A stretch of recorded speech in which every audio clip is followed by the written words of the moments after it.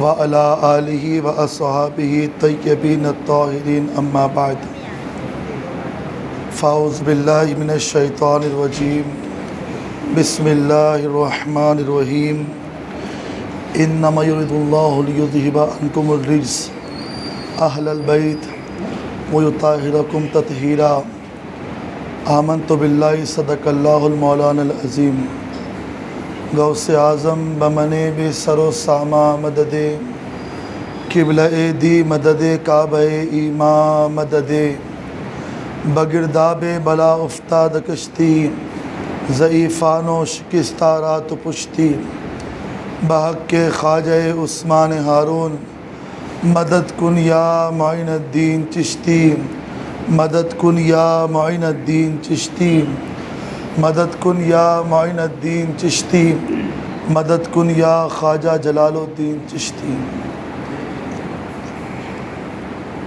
حاضرین محفل و حاضرین اجتماع، السلام علیکم ورحمۃ اللہ تعالی وبرکاتہ۔ آئیے جس طریقے سے میں پڑھاؤ انتہائی عقیدت اور محبت کے ساتھ حضور نبی اکرم شفیع امم رسول محتشم اللہ کے پیارے امت کے سہارے رب کے محبوب دانہ غیوب مالک رقاب امم فخر عرب و عجم والی کون و مکا سیاہ لامکا سید انس و جا سرنشین مہوشہ ماہ خوبہ شہنشاہ حسینہ حضور احمد مجتبیٰ و محمد مصطفیٰ صلی اللہ تعالیٰ علیہ وسلم کی بارگاہ میں جس طریقے سے میں پڑھاؤ انتہائی عقیدت اور محبت کے ساتھ بآواز بلند پڑھے اور محبت کے ساتھ پڑھے، الصلاۃ والسلام علیک یا رسول اللہ، الصلاۃ والسلام علیک یا حبیب اللہ، الصلاۃ والسلام علیک یا نبی اللہ،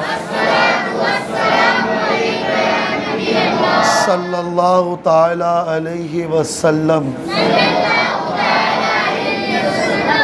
شاہ است حسین بادشاہ است حسین، شاہ است حسین بادشاہ است حسین، دی است حسین دی پناہ است حسین، سرداد نداد دست در دست یزید، سرداد نداد دست در دست یزید، حقہ کے بنا لا الہ است حسین، حقہ کے بنا لا الہ است حسین۔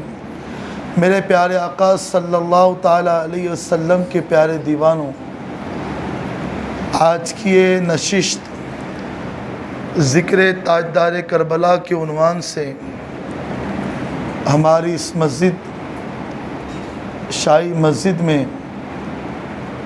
9ویں نشست ہے اور ذکر تاجدار کربلا کی یہ 9ویں محفل اپنے سارے برکات اور انوار کو سمیٹے ہوئے ہے۔ چونکہ ہم نے ذکر تاجدار کربلا چاند رات کی رات سے شروع کر دیا تھا، اسی لیے یہ ہماری 9ویں نشست ہے اور کل 10ویں ہوں گی، اور انشاءاللہ پرسوں کی جو محفل رہیں گی عاشوراء کے دن کی، وہ انشاءاللہ 11ویں محفل رہیں گی۔ ایسے ہماری محفل 10 روزہ ہوتی تھی، مگر اس سال کچھ نئے عنوان تھے جس کے تحت ہم نے ایک دن اس کو آگے اور کیا، تو انشاءاللہ کل 10ویں محفل اور پرسوں انشاءاللہ اختتامی 11ویں محفل اس سال کی ہماری مسجد کے اندر منعقد ہوں گی۔ میرے پیارے آقا صلی اللہ تعالیٰ علیہ وسلم کے پیارے دیوانوں، جیسا کہ میں نے آپ سے کہا تھا کہ آج سے ہم انشاءاللہ کربلا کا آغاز کریں گے۔ یا کربلا کی جنگ کے ہونے کی وجوہات کو انشاءاللہ آج آپ کے سامنے بیان کیا جائے گا۔ خطبہ مسنونہ کے بعد جس آیہ کریمہ کی تلاوت کا میں نے شرف حاصل کیا، اللہ تبارک و تعالیٰ اس آیت کریمہ کے اندر ارشاد فرماتا ہے، میری گفتگو کو بڑا غور سے سنیے تاکہ آنے والے جو عناوین یا آنے والی گفتگو جو ہے وہ آج کی گفتگو کے اوپر ہی منحصر ہے۔ وہ اس لیے کیونکہ آج ہی کی گفتگو ہمیں کل کے عنوان سے جوڑیں گی، بلکہ میں یہ کہوں کہ آج ہی کی گفتگو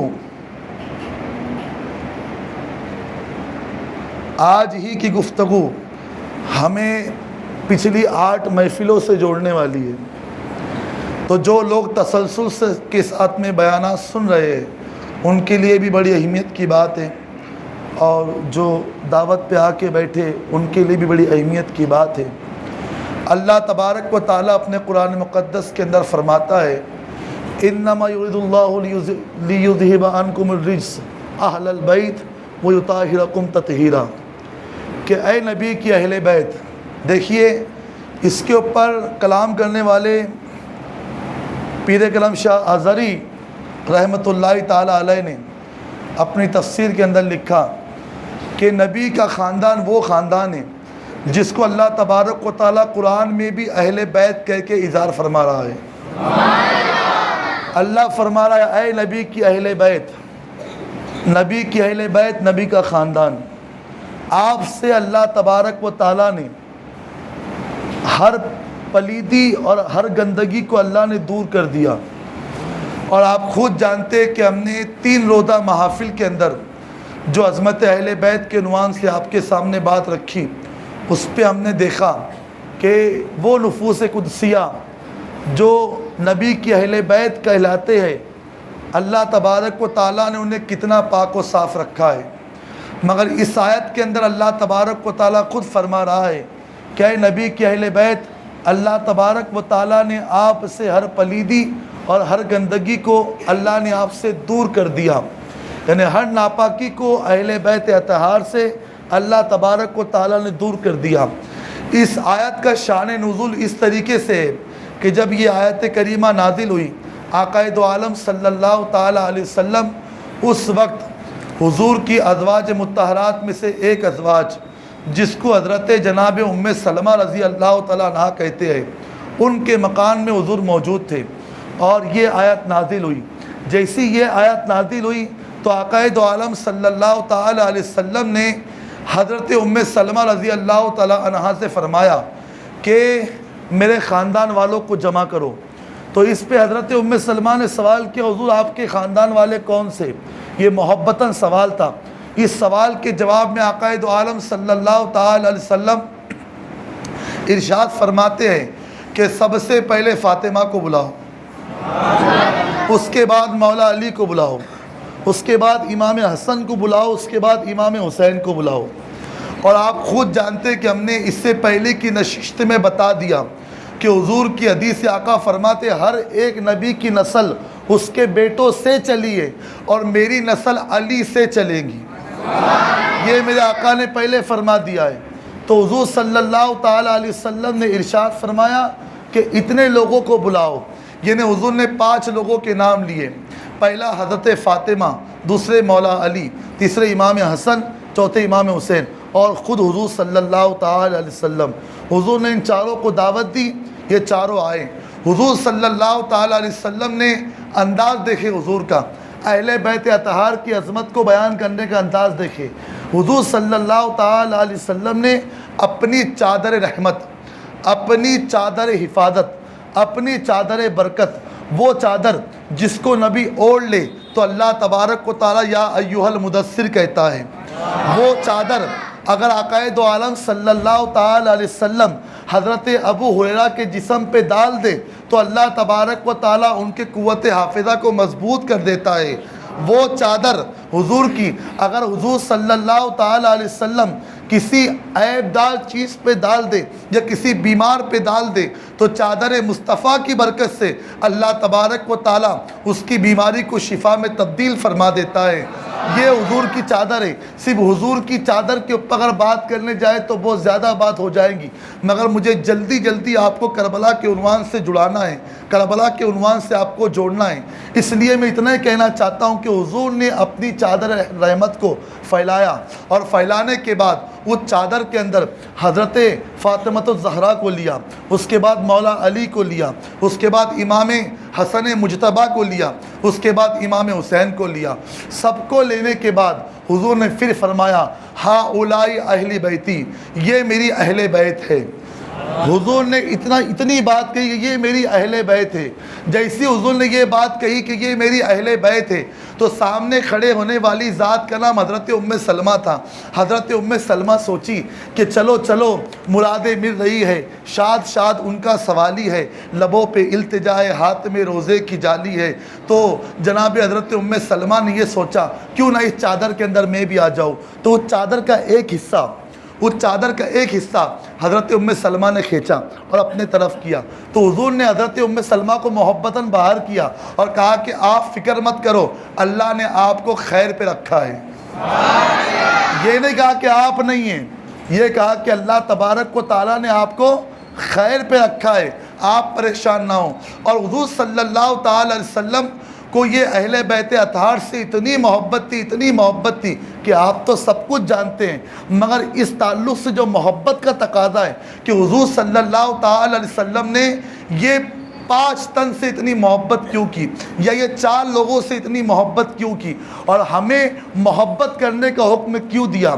یہ ایک ایسی روایت ہے جو روایت اگر میں اس محفل کے اندر ابھی پیش کروں تو مجھے کم سے کم اس کے اوپر آدھا گھنٹہ چاہیے، اور وہ روایت اگر میں نے پیش کر دی تو میرے اصل عنوان کا جو اصل آپ کو بتانا ہے عنوان، وہ عنوان رہ جائے گا۔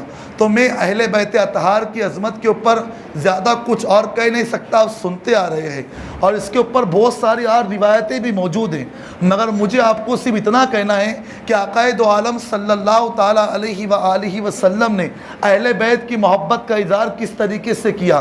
اس کا اندازہ اب اس طریقے سے لگا لیں کہ جب آقا دو عالم صلی اللہ تعالیٰ علیہ وسلم مدینہ شریف کے اندر اپنی دانائیوں کے جلوے لوگوں کے سامنے دکھاتے ہوئے نظر آتے ہیں، اور لوگ حضور کے جمال کو دیکھ کر اپنی آنکھوں کو ٹھنڈک دیتے ہوئے نظر آتے ہیں، اس وقت مکے کے کافروں کے اندر یہ حال تھا کہ مکے کے کافر بہت زیادہ دشمنی حضور صلی اللہ تعالی علیہ وسلم سے کیا کرتے تھے۔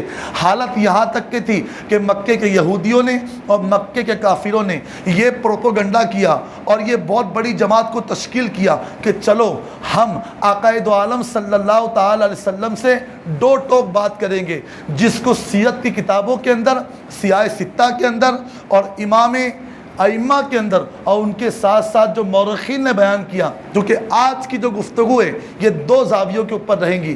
ایک تو قرآن کے ساتھ میں حدیث، اور دوسری بات مورخین نے جو روایتیں بیان کی ہے وہ آپ کے سامنے من و عن ان کی روایتیں آپ کے سامنے پیش کی جائیں گی۔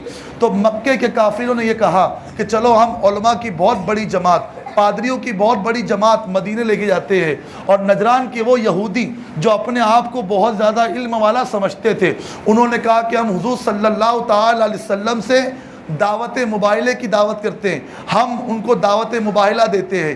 آقا دو عالم صلی اللہ تعالی علیہ وسلم نے ان کی اس دعوت کو قبول کیا۔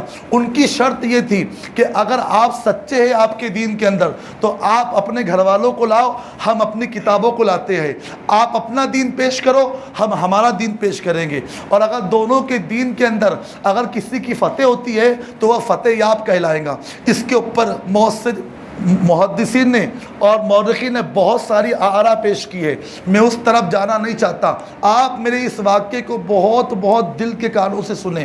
تو نجران کے وہ سارے کے سارے یہودی مدینہ کے اندر آئے، اور آنے کے بعد میں حضور صلی اللہ تعالی علیہ وسلم سے یہ مطالبہ کیا کہ آپ اپنے گھر والوں کو لاؤ، اور لانے کے بعد میں ہم سے مباہلہ کرو۔ آقا دو عالم صلی اللہ تعالی علیہ وسلم نے اس بات کو لبیک کہا، اور لبیک کہنے کے بعد حضور نے اپنے گھر والوں کا انتخاب کیا۔ اب وہ انتخاب جو حضور نے حضرت ام سلمہ کے گھر کیا تھا، حضور نے اسی انتخاب کو واپس دہرایا اور فرمایا کہ فاطمہ کہاں ہے، فاطمہ کو لاؤ۔ اس کے بعد کہا مولا علی کو لاؤ، امام حسن مجتبیٰ کو لاؤ، امام حسین کو لاؤ۔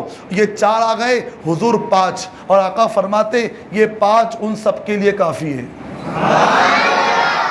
یہ 5 ان سب کے لیے کافی ہے۔ محدثین نے اس کے اوپر، میں پہلے کہہ رہا ہوں، بہت ساری آراء پیش کیے، میں اختلافی روایت طرف جانا نہیں چاہتا۔ جو کتب میرے پاس موجود ہے میں اس کے زیر سایہ آپ سے بات کرنا چاہتا ہوں، جو ہمارے پاس مواد موجود ہے اسی کے سلسلے میں آپ سے بات ہوگی۔ حضور صلی اللہ تعالی علیہ وسلم نے فرمایا کہ یہ 5 تن جائیں گے ان سے بات کرنے کے لیے۔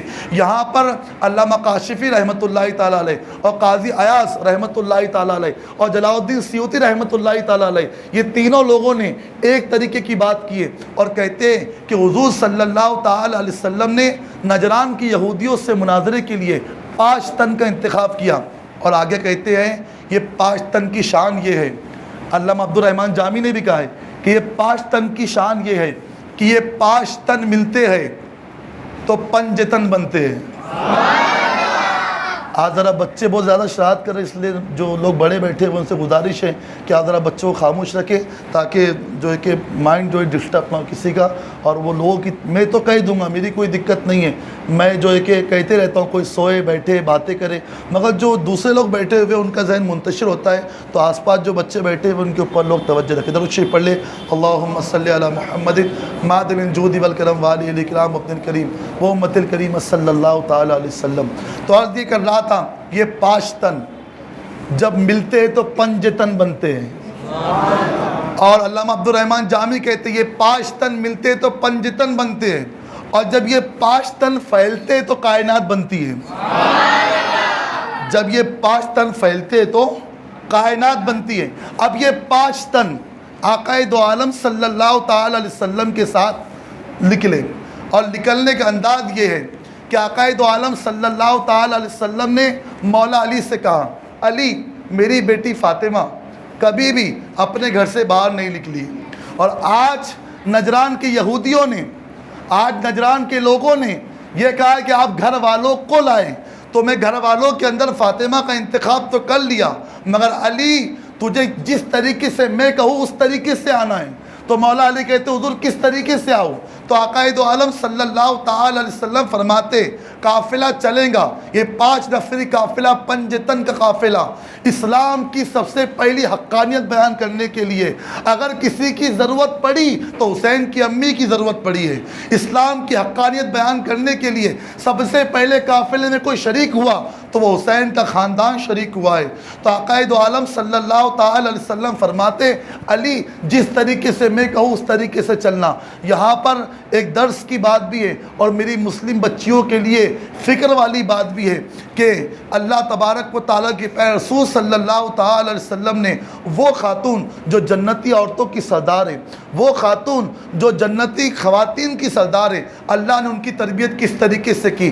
آقا فرماتے علی اس طریقے سے ہم چلیں گے کہ جہاں پر میرے قدم ہوں گے وہاں پر فاطمہ کا قدم ہوگا۔ اس کو یوں سمجھ لے جہاں سے حضور قدم اٹھائیں گے وہاں پر فاطمہ کا قدم ہوگا، یہ قدم رسول صلی اللہ تعالی علیہ وسلم۔ اب یہاں پر کچھ لوگ شک بھی کر سکتے ہیں کہ ایسی کسی بات، ہاں ابو بکر رہ گئے، عمر رہ گئے، عثمان رہ گئے، اور حضور صلی اللہ علیہ وسلم فرماتے کہ میرے قدم پہ فاطمہ۔ یاد رکھنا ہے روایتیں ہمارے پاس بہت ساری ہے، وقت ہمارے پاس نہیں ہوتا، 1 گھنٹہ اور اس میں ذکر تاجدار کربلا ممکن ہی نہیں ہے، ہمارے تو بس کا کام ہی نہیں ہے یہ۔ مگر آپ کے سمجھانے کے لیے کوئی یہ نہ سوچے کہ صحابہ کہاں گئے جب حضور کے قدم اقدس کے اوپر فاطمہ قدم رکھتی، تو یاد رکھنا آپ یہاں بیٹھے ہوئے، میں یہاں بیٹھا ہوا ہوں، اگر یہاں پر کوئی بڑا آ جائے تو مسجد کا امام بھی ہوں گا تو وہ اس کے لیے جگہ چھوڑ دیں گا، یا بہت سارے پولیٹیشین لوگ ہوتے ہیں، بہت سارے سیاسی لوگ ہوتے ہیں، سماجی لوگ ہوتے ہیں، آپ یہاں سے جائیں کسی تحصیل آفس کے اندر اور تحصیلدار آپ کو دیکھ کے اگر جگہ چھوڑ دے تو لوگ کہتے ہیں یار اس کی بنی ہوئی ہے، اگر کسی کو دیکھ کے کوئی ایس پی جگہ چھوڑ دے لوگ کہتے ہیں یار بنی ہوئی ہے اس کی، کسی کو دیکھ کے M P M L A جگہ چھوڑ دے، ارے جگہ چھوڑ دے وہ تو ایک واقعہ ہوتا ہے، وہ تو ہزاروں کو سناتا ہے اس نے جگہ چھوڑی، بھلے وہ واقعہ دیکھنے والا کوئی نہ ہو مگر وہاں سے آنے کے بعد وہ 100 کو بتاتا ہے کہ میرے لیے تو اس نے جگہ چھوڑی، اس نے جگہ چھوڑی۔ مگر آؤ حضرت عائشہ صدیقہ رضی اللہ تعالیٰ عنہ خود اس کے راوی ہیں، فرماتی کہ میں نے دیکھا کہ جب حضور تشریف فرما ہوتے اور حضرت فاطمہ آتی تو حضور اٹھ کے کھڑے ہو جاتے، حضور اٹھ کے کھڑے ہوتے، اور اس کے بعد میں فرماتی ہے کہ حضرت فاطمہ کا ہاتھ پکڑتے، حضرت فاطمہ کی پیشانی چومتے، اور اس کے بعد میں اپنی جگہ پر حضرت فاطمہ کو بیٹھاتے۔ اب اس کے آگے میں زیادہ کچھ کہہ نہیں سکتا، یہ آپ کی محبتوں کا امتحان۔ بس اتنا کہنا ہے کہ آقا دو عالم صلی اللہ تعالی علیہ وسلم نے فرمایا کہ علی جہاں پر میں قدم رکھوں وہاں فاطمہ قدم رکھیں گی۔ علامہ جلال الدین سیوطی کہتے ہیں، اور حضور نے فرمایا جہاں پر فاطمہ قدم اٹھائیں گی وہاں پر علی تو اپنا قدم رکھنا، یعنی پہلے قدم رسول، اس کے بعد قدم فاطمہ، اور قدم فاطمہ کے بعد قدم مولا علی، تاکہ دنیا کو پتہ چل جائے کہ فاطمہ کسی ایری گیری عورت کا نام نہیں ہے، جس کی چادر کو چاند و سورج نے بھی نہیں دیکھا، جس کی چادر کو مہتاب نے بھی نہیں دیکھا، جس کی چادر کو چاند تاروں نے نہیں دیکھا، وہ کب کیسے گواہ ہو سکتا ہے کہ زمین کہے کہ فاطمہ نے مجھ پہ قدم رکھا ہے؟ اسی لیے علامہ جلال الدین سیوطی رقم تراز ہوتے اور کہتے اسی لیے آقا دو عالم صلی اللہ تعالی علیہ وسلم نے فرمایا علی جیسی فاطمہ قدم رکھ دے تو قدم فاطمہ کے بعد اپنا قدم رکھ کے قدم فاطمہ کو مٹا دینا، تاکہ دنیا یہ کہہ نہ سکے کہ زمین کے اوپر فاطمہ نے قدم رکھا ہے، فاطمہ نے زمین کے اوپر قدم رکھا ہے، یہ زمین بھی کہہ نہ سکے۔ اس لیے فاطمہ قدم کو مٹا ہوا یہی، حضور نے قدم رکھا، حضور نے قدم اٹھایا، قدم فاطمہ اٹھا مولا علی کا قدم، اچھا مولا علی کے قدم پہ امام حسن کا قدم، امام حسن کے قدم پہ امام حسین کا قدم، ہاں، اور جو یہ قدم ہوئے نا مکمل، پھر بریلی کے تاجدار کہتے قدم گردنے اولیاء پر ہے تیرا، تو ہے ایسا رب کا ولی غوث اعظم۔ یہ قدم ہوتے ہوتے پھر یہاں تک کے بھی آتے ہیں، اب یہ تو ایک الگ موضوع ہے، یہ شان فاطمہ الزہرا رضی اللہ تعالیٰ۔ مگر میں جو آپ کے سامنے بیان کر رہا ہوں، اہل بیت کی عظمت حضور صلی اللہ تعالی علیہ وسلم نے صرف کی نہیں بلکہ کر کے بتائی ہے، اور کل آپ نے اس کی مکمل تفصیل سنی کہ آقا دو عالم صلی اللہ تعالی علیہ وسلم نے اہل بیت اطہار کی عظمت کس طریقے سے کر کے بتائی ہے۔ مگر بات اس کے اوپر جن مورخین نے اپنی آراء پیش کی ہے اس تعلق سے یہ بات بھی آتی ہے کہ جو جنگ کربلا ہے، یہ واقعہ جو کربلا ہے، یہ کوئی ہمہ ہمی واقعہ نہیں تھا۔ لوگ یہاں پر سوچ سکتے ہیں کہ یار یہ 2 دن کی جنگ کو اتنا لمبا کھینچتے ہیں، اتنے مسائل پیدا کرتے کیوں؟ میں کہتا ہوں کہ کربلا کا جو واقعہ ہے نا، سب سے پہلے تو حضور نے بیان کیا، یہ ہم جانتے ہیں، مگر اہل بیت اطہار کے سارے گھر والوں کو پتہ تھا کہ امام علی مقام کربلا معلیٰ کے اندر شہید ہوں گے۔ حضور کے گھر کا بچہ جانتا تھا کہ آقا دو عالم صلی اللہ تعالی وسلم کا یہ نواسہ کرب و بلا کے اندر شہید ہوگا، سب حضرت ابن عباس کہتے ہیں کہ ہمیں پتہ تھا کہ امام علی مقام شہید ہوں گے۔ پھر سوال یہ اٹھتا ہے کہ جب پتہ تھا تو پھر دعا کیوں نہیں کی کہ بچ جائے؟ کیونکہ پیارے جو جان بچاتا ہے نا، جو جان بچاتا ہے وہ اسلام نہیں بچاتا، یہ توجہ رکھیں آپ بات پہ، جو جان بچاتا ہے وہ اسلام نہیں بچاتا، اور جو اسلام بچاتا ہے وہ جان کی پرواہ نہیں کرتا۔ بڑی اہم بات میں آپ کے سامنے رکھ رہا ہوں، اگر آپ کو یہ بات زیادہ وزندار لگ رہی ہوں گی تو میں ہلکا ہاتھ رکھتا ہوں آپ کے اوپر۔ چلیے میں آپ کو بتاتا ہوں، جب اسلام پھیلانے کی بات آئی تو اللہ تبارک و تعالیٰ نے ہندوستان کی سرزمین کے اوپر میرے غریب نواز کو بھیجا۔ سرکار غریب نواز جب ہندوستان کی سرزمین پر تشریف لائے تو پھر اسلام پھیلانا تھا، کرامت بتائی، لوگ اسلام میں داخل ہو گئے۔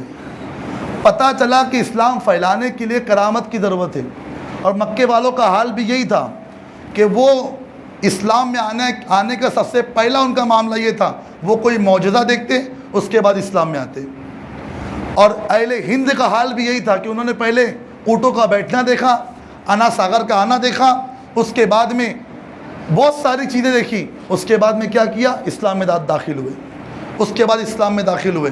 مگر یہاں پر اگر ہم امام علی مقام کی زندگی دیکھتے ہیں تو سب کچھ کربلا کے اندر لٹا دیا۔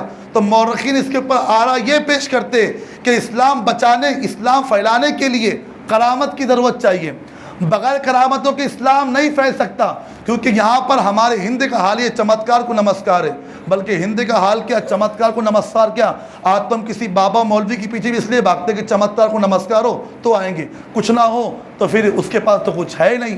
جبکہ سرکار غوثیت مآب کہتے ہیں جس کو اپنی ولایت چھپانی ہو وہ اپنے آپ کو اللہ کے دین کا راہی کہے، کہ وہ اللہ کے دین کے اوپر عمل کرتا ہے، وہ اپنے آپ کو عالم دین کہے، وہ اپنے آپ کو مولوی کہے، اگر ولایت چھپانی ہو تو۔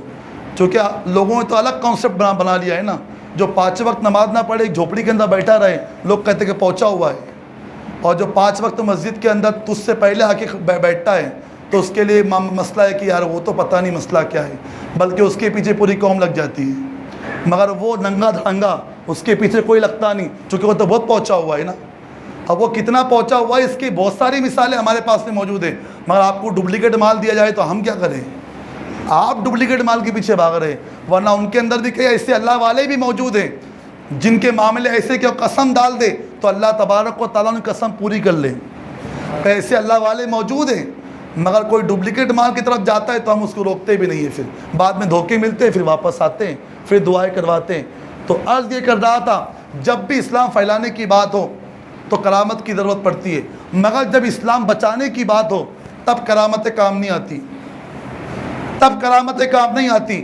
اگر اسلام بچانے کی ضرورت آ جائے تو سب سے پہلے استقامت کی بات آتی ہے، جو جتنا مستحکم رہے گا دین کے معاملے کے اندر، جو جتنا ڈٹا رہے گا، اللہ تبارک و تعالیٰ اس کے ڈٹنے کی بنیاد کے اوپر اسے اتنی ہی عزتیں اور اسلام کو اتنی برکتیں نصیب فرمائے گا۔ اسی لیے تو غریب نواز نے اسلام پھیلایا اور ایک ہی ہاتھ کے اوپر 90 لاکھ کو کلمہ پڑھا دیا، مگر حسین نے اسلام پھیلایا نہیں ہے، حسین نے اسلام بچایا ہے، اور ایسا بچایا قیامت تک کے بچا لیا، قیامت تک کے بچا لیا، اور ابھی تک بچ رہا ہے۔ اسی لیے قلندر لاہوری کہتے اور بڑے مزے میں کہتے، بڑی سادہ وہ رنگی ہے داستان حرم، ابتدا ہی اس کی اسماعیل انتہائے حسین۔ یہ بڑی سادہ، حالانکہ یہاں پر اچھے اچھے شعراء بھی بیٹھے ہوئے مجھ سے بہتر ہے، جب یہ شعر پڑھا تو عجیب لگا۔ قلندر لاہوری ہے، کہتے بڑی سادہ وہ رنگی، سادہ بھی کہتے رنگین بھی کہتے ہیں، جہاں پر سادہ کو استعمال کیا وہاں پہ رنگین کو بھی استعمال کیا، جو سادے کپڑے پہنے وہ رنگین کیسا ہوگا، مگر کہتے بڑی سادہ وہ رنگی ہے داستان حرم، ابتدا ہے اس کی اسماعیل اور انتہائے حسین۔ لوگ کہتے ہیں کہ آپ کربلا بیان کرتے ہو، یہ اتنا لمبا 10 دن بولتے ہو، آخر وجہ کیا ہے؟ لوگ ہم سے سوال کرتے ہیں۔ میں قلندر لاہوری کی یہ شعر جو ابھی میری زبان کے اوپر اچانک آ گیا، میں اس کے اوپر اتنا کہنا چاہتا ہوں۔ قلندر لاہوری نے کہا کہ بڑی سادہ وہ رنگی ہے داستان حرم، ابتدا ہے اس کی اسماعیل انتہائے حسین۔ جو لوگ کہتے کہ آپ کربلا کیوں بیان کرتے ہو، یا جو لوگ کہتے کہ آپ چھبیل کیوں بانٹتے ہو، یا جو لوگ کہتے کہ آپ اپنی مسجدوں کے اندر اس طریقے کا اہتمام کر کے فاتحہ خوانی کر کے لوگوں کو بیٹھا کے کربلا کربلا کربلا کربلا کیوں سناتے ہو، ایک گزارش کروں گا آپ سے، ذرا کہنے والے سے سوال کرنا کہ میرے بھائی تو ہر سال 10 ذی الحجہ کو عیدگاہ میں کھڑے ہو کر دمبا دمبا دمبا دمبا کیوں بیان کرتا ہے؟ قربانی قربانی قربانی قربانی کیوں بیان کرتا ہے؟ وہ دمبے کی حیثیت کیا ہے؟ وہ دمبے کی اوقات کیا ہیں؟ وہ دمبا تو کسی لائق تھا بھی نہیں، اللہ نے قبول کیا تو وہ زمین کے اوپر آیا، ٹھیک۔ وہ دمبے کا مسئلہ یہ ہے کہ ایک خواب جناب ابراہیم کو دکھتا ہے تو وہ خواب کی تکمیل کے لیے اپنے بیٹے کو ذبح کرتے ہیں، اور بیٹا ذبح نہیں ہوتا، اور جناب ابراہیم پریشان ہوتے ہیں، وہ چھری پتھر پہ مار دے تو پتھر ٹوٹ جائے، مگر وہی چھری بیٹے کے جسم کو کاٹ نہیں پا رہی ہے، کیوں؟ چونکہ جناب ابراہیم علیہ السلام کے بیٹے جناب اسماعیل کی قربانی کا فدیہ کوئی فدیہ بنا تو وہ دمبا بنا۔ تو توجہ رکھیں آپ، اگر کوئی کسی نبی کے بیٹے کی قربانی کا فدیہ بنے جانور کی شکل میں تو اس کو قرآن کی آیتوں کے اندر بیان کیا جاتا ہے، اس کو مولوی عیدگاہ کے اندر بیان کرتا ہے، جمعوں کے اندر بیان کرتا ہے، سب دمبا دمبا دمبا دمبا کرتے ہیں۔ ارے کوئی کسی نبی کی قربانی کا فدیہ بن جائے تو اللہ تبارک و تعالیٰ اسے قرآن میں بھی بیان کرے، اور یہاں پر مقررین بیانوں کے اندر بھی اس کا تذکرہ کرے۔ سوچو جو حضور کا فدیہ بنے حسین بن کر، جو حضور کا فدیہ بنے حسین بن کر۔ یہ بڑا جملہ دینے لگا ہوں میں آپ کو۔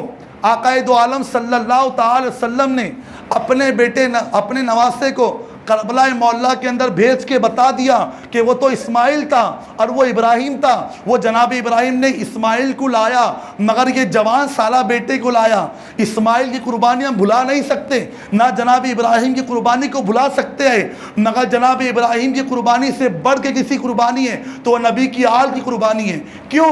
کیونکہ وہاں تو بیٹا لایا گیا اور لانے کے بعد میں ذبح کرنا چاہتے تھے، ذبح ہوا نہیں، واپس آ گیا۔ مگر یہ نبی کی آل کی شان ہے، کربلا میں گئے واپس نہیں آئے،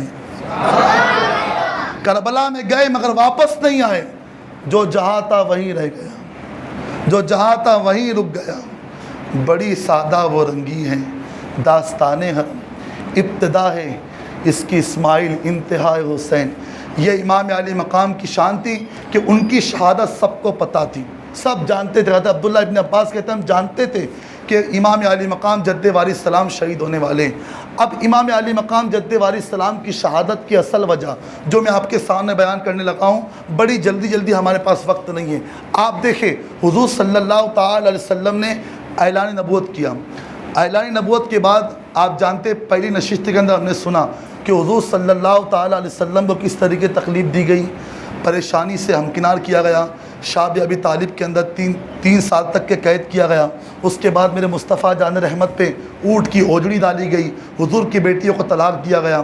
اس کے بعد میں حضور صلی اللہ تعالی علیہ وسلم کے صحابہ جنگ بدر میں شہید ہوئے، احد میں شہید ہوئے، بہت سارے معرکے ہوئے، جنگیں ہوئی۔ ایک وقت وہ آیا کہ حضور صلی اللہ تعالی علیہ وسلم نے اپنی ذمہ داری مکمل کی، بڑی توجہ کے ساتھ حضور نے اپنی ذمہ داری مکمل کی، اور آقا دو عالم صلی اللہ تعالی علیہ وسلم ظاہری طور پر اس دنیا سے رحلت فرما گئے، اس دنیا سے حضور نے پردہ کیا۔ حضور کے پردہ کرنے کے بعد متفق علیہ طور پر سارے صحابہ کی رضامندی کی بنیاد پر صحابہ نے اپنا امیر اور خلیفہ صدیق اکبر کو مقرر کیا، اور صدیق اکبر کا مسئلہ یہ تھا کہ بلا فصل اگر کسی کے پاس خلافت آتی ہے حضور کی تو وہ صدیق اکبر کے پاس میں آتی ہے، اور ان کی خلافت کے اوپر کوئی مخالف بھی نہیں تھا۔ اس کی وجہ یہ تھی چونکہ آقا دو عالم صلی اللہ تعالی وسلم جب مرض وصال میں تھے، جب حضور صلی اللہ تعالی وسلم بستر علالت پہ تھے، اس وقت مصلی رسول کی جب بات آئی تو حضور نے فرمایا کہ نبی کے مصلی پہ صدیق کے علاوہ کوئی کھڑے نہیں رہ سکتا۔ اور حضور صلی اللہ تعالی وسلم کی ظاہری زندگی کے اندر ایک روایت کے مطابق 17 نمازیں اور ایک روایت کے مطابق 16 نمازیں جناب صدیق اکبر نے پڑھائی، اور اس سے بتا دیا کہ خلافت کا پہلا حقدار صدیق اکبر ہے۔ اور صدیق اکبر کے زمانے کے اندر بھی اہل بیت اطہار اپنی شان کے ساتھ تھے، بڑی شان و شوکت کے ساتھ تھے، بلکہ روایتوں میں یہاں تک آیا ہے کہ جناب حضرت صدیق اکبر رضی اللہ تعالیٰ عنہ جب راستے سے جاتے اور امام حسین امام حسن ملتے تو دونوں کو اپنے کندھوں پہ بیٹھائے تھے، اپنے کاندھوں پہ بیٹھاتے۔ لوگ کہتے صدیق کیا کر رہے ہو؟ تو حضرت صدیق اکبر کہتے جو نبی کو صدیق نے کرتا ہوا دیکھا وہی اداؤں کو ادا کر رہا ہے، انہی اداؤں کو میں ادا کر رہا ہوں، یہ کہتے ہیں۔ اور اس کے بعد جناب صدیق اکبر رضی اللہ تعالیٰ عنہ کا وصال ہوا۔ جناب صدیق اکبر کے وصال کے بعد میں دور آتا اسلام کا وہ مبارک دور، وہ حسین دور، جس دور کے اندر روما کی سلطنت، قیصر و کسریٰ کی سلطنت نے عمر فاروق اعظم کے سامنے گھٹنے ٹیک دیے۔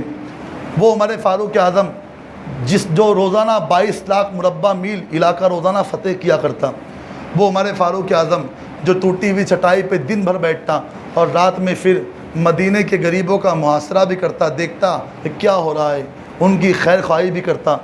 حضرت عمر فاروق اعظم رضی اللہ تعالیٰ عنہ کے دور کے اندر بھی اہل بیت اطہار اتنی ہی شان سے رہے۔ یہ آپ کو میں واقعات اس لیے بتا رہا ہوں تاکہ آپ کا ذہن کربلا سے جلدی مل جائے اور آپ سمجھ جائے کربلا ہے کیا اور کربلا کی جنگ کی اصل وجہ کیا تھی۔ آج ہمیں وجہ معلوم کرنی ہے انشاءاللہ، اس کے بعد آگے کے واقعات ہم کل سے شروع کریں گے۔ تو یہ بات آپ توجہ رکھ لیں، عمر فاروق اعظم کو اہل بیت سے اتنی محبت تھی کہ امام علی مقام، امام عرش مقام، امام حسین رضی اللہ تعالیٰ عنہ کا جو نکاح شہر بانوں سے ہوا ہے نا، یہ بھی حضرت عمر فاروق اعظم کی کاوشوں کی وجہ سے ہوا ہے۔ اور اس کا واقعہ اس طریقے سے، جب ایران کے بادشاہ کی پوتی، جب ایران فتح ہوا حضرت عمر فاروق اعظم کے دور میں، توجہ رکھیے آپ، تو اس کی پوتی قیدی بنا کے عمر فاروق اعظم کی بارگاہ میں لائی گئی۔ دیکھیے قیدیوں کے ساتھ سلوک کیسا ہوتا۔ قیدی بنا کر عمر فاروق اعظم کی بارگاہ میں لائی گئی اور لانے کے بعد میں کھڑے کیا گیا۔ عمر فاروق اعظم کھڑے تھے، وہ بھی کھڑی تھی، اس کے ساتھ میں اس کی بہنیں بھی کھڑی تھیں۔ تو اس کا نام شہر بانو آتا ہے۔ تو اس نے یہ بات کہی، اکثر عورتوں میں یہ بات ہوتی ہے کہ وہ اپنے اندر بڑبڑ کرتے ہیں، وہ اپنے آپ کو کچھ بولتے ہیں، ٹھیک ہے۔ تو جیسی یہ بات وہ کر رہی تھی تو حضرت عمر فاروق اعظم نے کسی سے کہا کہ سوچو، جاؤ اس کے پاس کیا بات کر رہی ہے دیکھو۔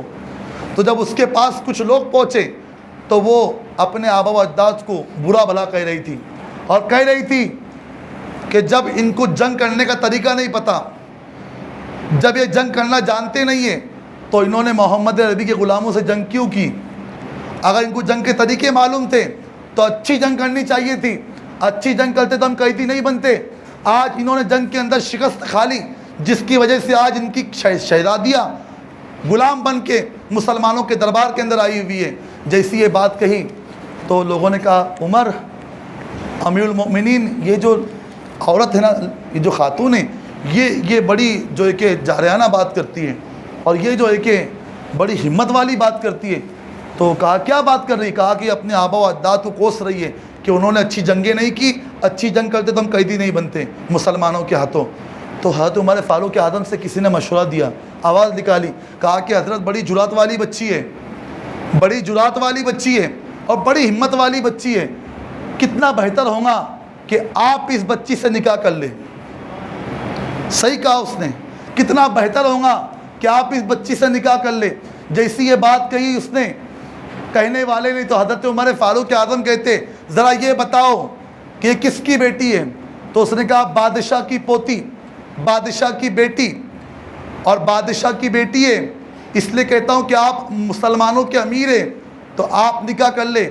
اس کی بات کے اوپر جواب دیتے ہوئے عمر فاروق اعظم کہتے ہیں آپ نے کہا کہ یہ بادشاہ کی بیٹی ہے اور یہ کسی بادشاہ کی شہزادی ہے، اور آپ ایک طرف یہ کہتے ہیں شہزادی ہے تو آپ نکاح کر لیں۔ ذرا یہ تو دیکھو، میں شہزادہ نہیں ہوں، میں نبی کا غلام ہوں، میں شہزادہ نہیں ہوں۔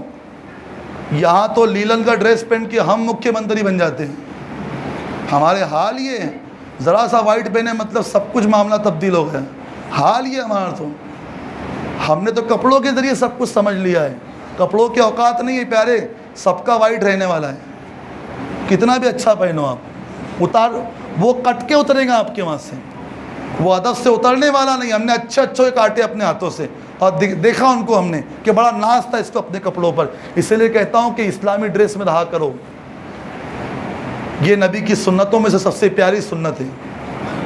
ہاں، یہ تربیت کی محفل بھی ہے آپ کی، تاکہ آپ ویسٹرن کلچر سے ہوتے ہوئے ادھر آئے۔ وہ قوم آج پریشان ہیں، آج امریکہ کے لوگ اور برطانیہ کے لوگ پریشان ہیں، کیونکہ ان کے وہاں پر بغیر شادی کے بچے پیدا ہو رہے ہیں اور ان کے بچے اپنے ماں باپ کو اولڈ ہاؤس میں چھوڑ کے آ رہے ہیں۔ یہ اسلام کا مقدر نہیں بلکہ تمہارا مقدر ہے کہ اللہ تبارک و تعالیٰ نے تمہاری عبادتوں کی ساری جنت ماں کے قدموں میں ڈال دی۔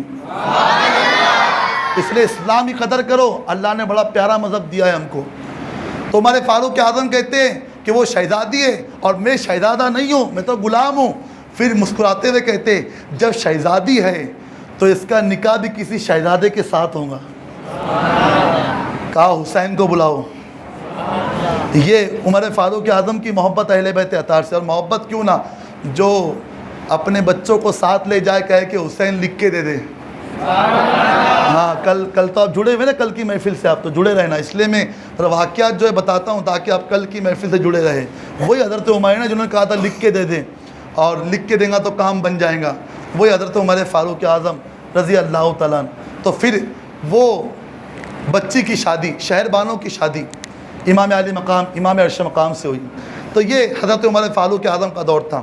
جب حضرت عمر فاروق اعظم کا وصال ہو گیا، ظاہری وصال، اس کے بعد خلافت کا دور آتا ہے عثمان غنی کا۔ عثمان غنی کے دور کے اندر معاملہ آپ جانتے کیا ہوا، آپ نے مکمل ایک نشست عثمان غنی کے تعلق سے ہم سے سن لیے۔ میں اس واقعہ طرف جانا نہیں چاہتا، بالکل اضافی روایت ایک بھی آپ کے سامنے نہ فضائل کے تعلق سے پیش ہوں گی نہ دوسرے تعلق سے، صرف آپ سرسری مطالعہ سن لیں کہ خلافتوں کا سرسری مطالعہ کیا تھا۔ عثمان غنی جب جلوہ گر ہوئے خلافت کے اوپر تو زیادہ سال ان کی زندگی نہ رہی، اس کے بعد عثمان غنی کو شہید کیا گیا۔ عثمان غنی کی شہادت کے بعد، یہ اصل تاریخ لکھنے والوں نے اس کو لکھا، عثمان غنی کی شہادت کے بعد معاملہ یہ ہوا کہ کچھ لوگ عثمان غنی رضی اللہ تعالیٰ عنہ کی شہادت کے بدلے میں، جنہوں نے شہادت کی بلوائی لوگ، ان کا قتل عام چاہتے تھے۔ اور اس کے اندر وہ لوگ بھی تھے جو منافقین تھے، وہ لوگ بھی تھے جو اسلام دشمن طاقتوں میں سے تھے۔ تو عثمان غنی کی وصال اور ظاہری شہادت کے بعد میں وہ سب کے سب مولا کائنات کے پاس آئے۔ یہ بھی توجہ والی بات ہے، میں بار بار کہہ رہا ہوں کہ آپ توجہ رکھیں۔ وہ سب کے سب مولا کائنات کے پاس آئے، کہا کہ آپ خلافت قبول کر لیں۔ مولا کائنات نے 3 دن تک، یا ایک روایت کے مطابق 2 دن تک کے خلافت قبول نہیں کی۔ اور یہ بھی توجہ والی بات کہ 2 دن تک کے جس نے عثمان غنی کو قتل کیا تھا، وہی قوم کے لوگ مسجد کے اندر مصلی رسول پہ نماز پڑھاتے رہے۔ یہ بھی توجہ والی بات ہے۔ تاریخ کا یہ باب بھی آپ کے سامنے رکھنا چاہتے ہیں تاکہ کسی بار روایتی بیان سننے کے عادی نہ ہو جائیں، بلکہ تاریخ کے اصل پس منظر کو آپ دھیان میں رکھیں کہ کربلا آخر ہوئی کس لیے تھی، آخر کربلا کی وجہ کیا بنی۔ کیا سیدھے امام علی مقام کربلا کے اندر چلے گئے، یا سیدھا الہام ہوا یا خواب ہوا کربلا چلے جائے؟ اس کے پہلے کیا ہوا یہ تو دیکھیے آپ۔ عثمان غنی کی شہادت کے بعد 2 دن تک کے مولا کائنات نے خلافت قبول نہیں کی اور کہا میں خلافت قبول نہیں کروں گا۔ اور 2 دن تک کے قاتل عثمان، توجہ رکھے، قاتل عثمان مصلی پہ کھڑا رہا اور اس کے پیچھے لوگوں نے نماز پڑھی، مگر مولا علی نے نماز نہیں پڑھی، نہ صحابہ نے نماز پڑھی۔ اب میرا سوال ان ننگے دھڑنگوں سے ہے جو کہتے کہ یار امام دیکھ کے نماز مت پڑھا کر، مسجد دیکھ کے پڑھا کر۔ آج 95% لوگ تو لاک ڈاؤن کے اندر اسی لیے گئے کہ وہاں جمعہ ہوتا ہے، چلو۔ ارے تم مسجد دیکھ کے جا رہا، امام کون دیکھے گا؟ امام دیکھنا علی کی سنت ہے، امام دیکھنا علی کا طریقہ ہے۔ مولا علی کہتے بھلے وہ مصلی رسول ہے اور وہاں پر ایک نماز کا جو ثواب 50,000 نمازوں کے برابر ہے، مگر میں امام دیکھوں گا، مسجد نہیں۔ کون سی مسجد؟ جو مسجد نبوی ہو۔ کون سا امام؟ جو مسجد نبوی کا امام ہو۔ مولا علی نے بتا دیا اگر عثمان کے قاتل کھڑے ہو تو علی کی نماز اس کے پیچھے نہیں ہوں گی، اور جس کے دل کے اندر مصطفیٰ جان رحمت کا بغض ہو اور جو یہ کہے کہ نبی مر کر مٹی میں مل گئے، سلام کیوں پڑھتے ہو؟ اور ہماری نمازیں سب ہو رہی ان کے پیچھے، ہمارا تو جمعہ بھی ہو رہا ہے ان کے پیچھے۔ یار پڑھو، اللہ کا گھر ہے۔ ارے اللہ کا گھر کس نے منع کیا آپ کو؟ ہم کیا منع کرتے کہ وہ اللہ کا گھر نہیں ہے؟ ذرا یہ تو دیکھو کس کے پیچھے کہہ رہے ہو، کس کے پیچھے کہہ رہے ہو، یہ تو دیکھو۔ میں یہ اپنے طریقے سے بات عرض نہیں کر رہا ہوں، یہ بات کا حوالہ ہمارے پاس میں شواہد النبوہ کے ذریعے موجود ہے اور مدارج النبوہ کے اندر بھی اس کے حوالے موجود ہیں۔ ہم اہل سنت والجماعت کی معتبر کتب سے آپ کو حوالے دے سکتے ہیں کہ مولا علی نے نماز نہیں پڑھی قاتلانے عثمان غنی کے پیچھے۔ 3 دن کے بعد مولا علی نے خلافت قبول کی۔ اس کے بعد مولا علی کی خلافت پہ جو لوگ متفق نہیں تھے، بڑی توجہ کی بات، وہ حضرت طلحہ، حضرت زبیر اور حضرت امیر معاویہ، 3 لوگ تھے جو مولا علی کی خلافت کے اوپر متفق نہیں تھے کسی وجہ کی بنیاد کے اوپر۔ اور معاملہ یہ ہوا کہ مولا کائنات کے پاس بھی کچھ لوگ آئے اور آنے کے بعد میں کہا کہ آپ عثمان غنی کے قاتلوں سے بدلہ لیں۔ مولا علی کہتے کہ نہ میں نہیں لے سکتا، چونکہ ابھی میں خلیفہ بنا ہوں اور ابھی اگر کچھ تو خون ہوگا تو معاملہ بگڑ جائے گا، اس لیے کچھ دن رک جاؤ، اس کے بعد بدلہ لیا جائے گا۔ مگر یہ بات حضرت طلحہ، حضرت زبیر اور دوسرے لوگوں نے نہیں مانی، اور جب نہیں مانی تو اسی وجہ کے اوپر جنگ جمل قائم ہوئی، جنگ صفین ہوئی اور جنگ نہروان ہوئی۔ مولا علی کے دور میں 3 جنگیں ہوئی ہیں، پہلی جنگ صفین، جنگ جمل، جنگ صفین اور جنگ نہروان۔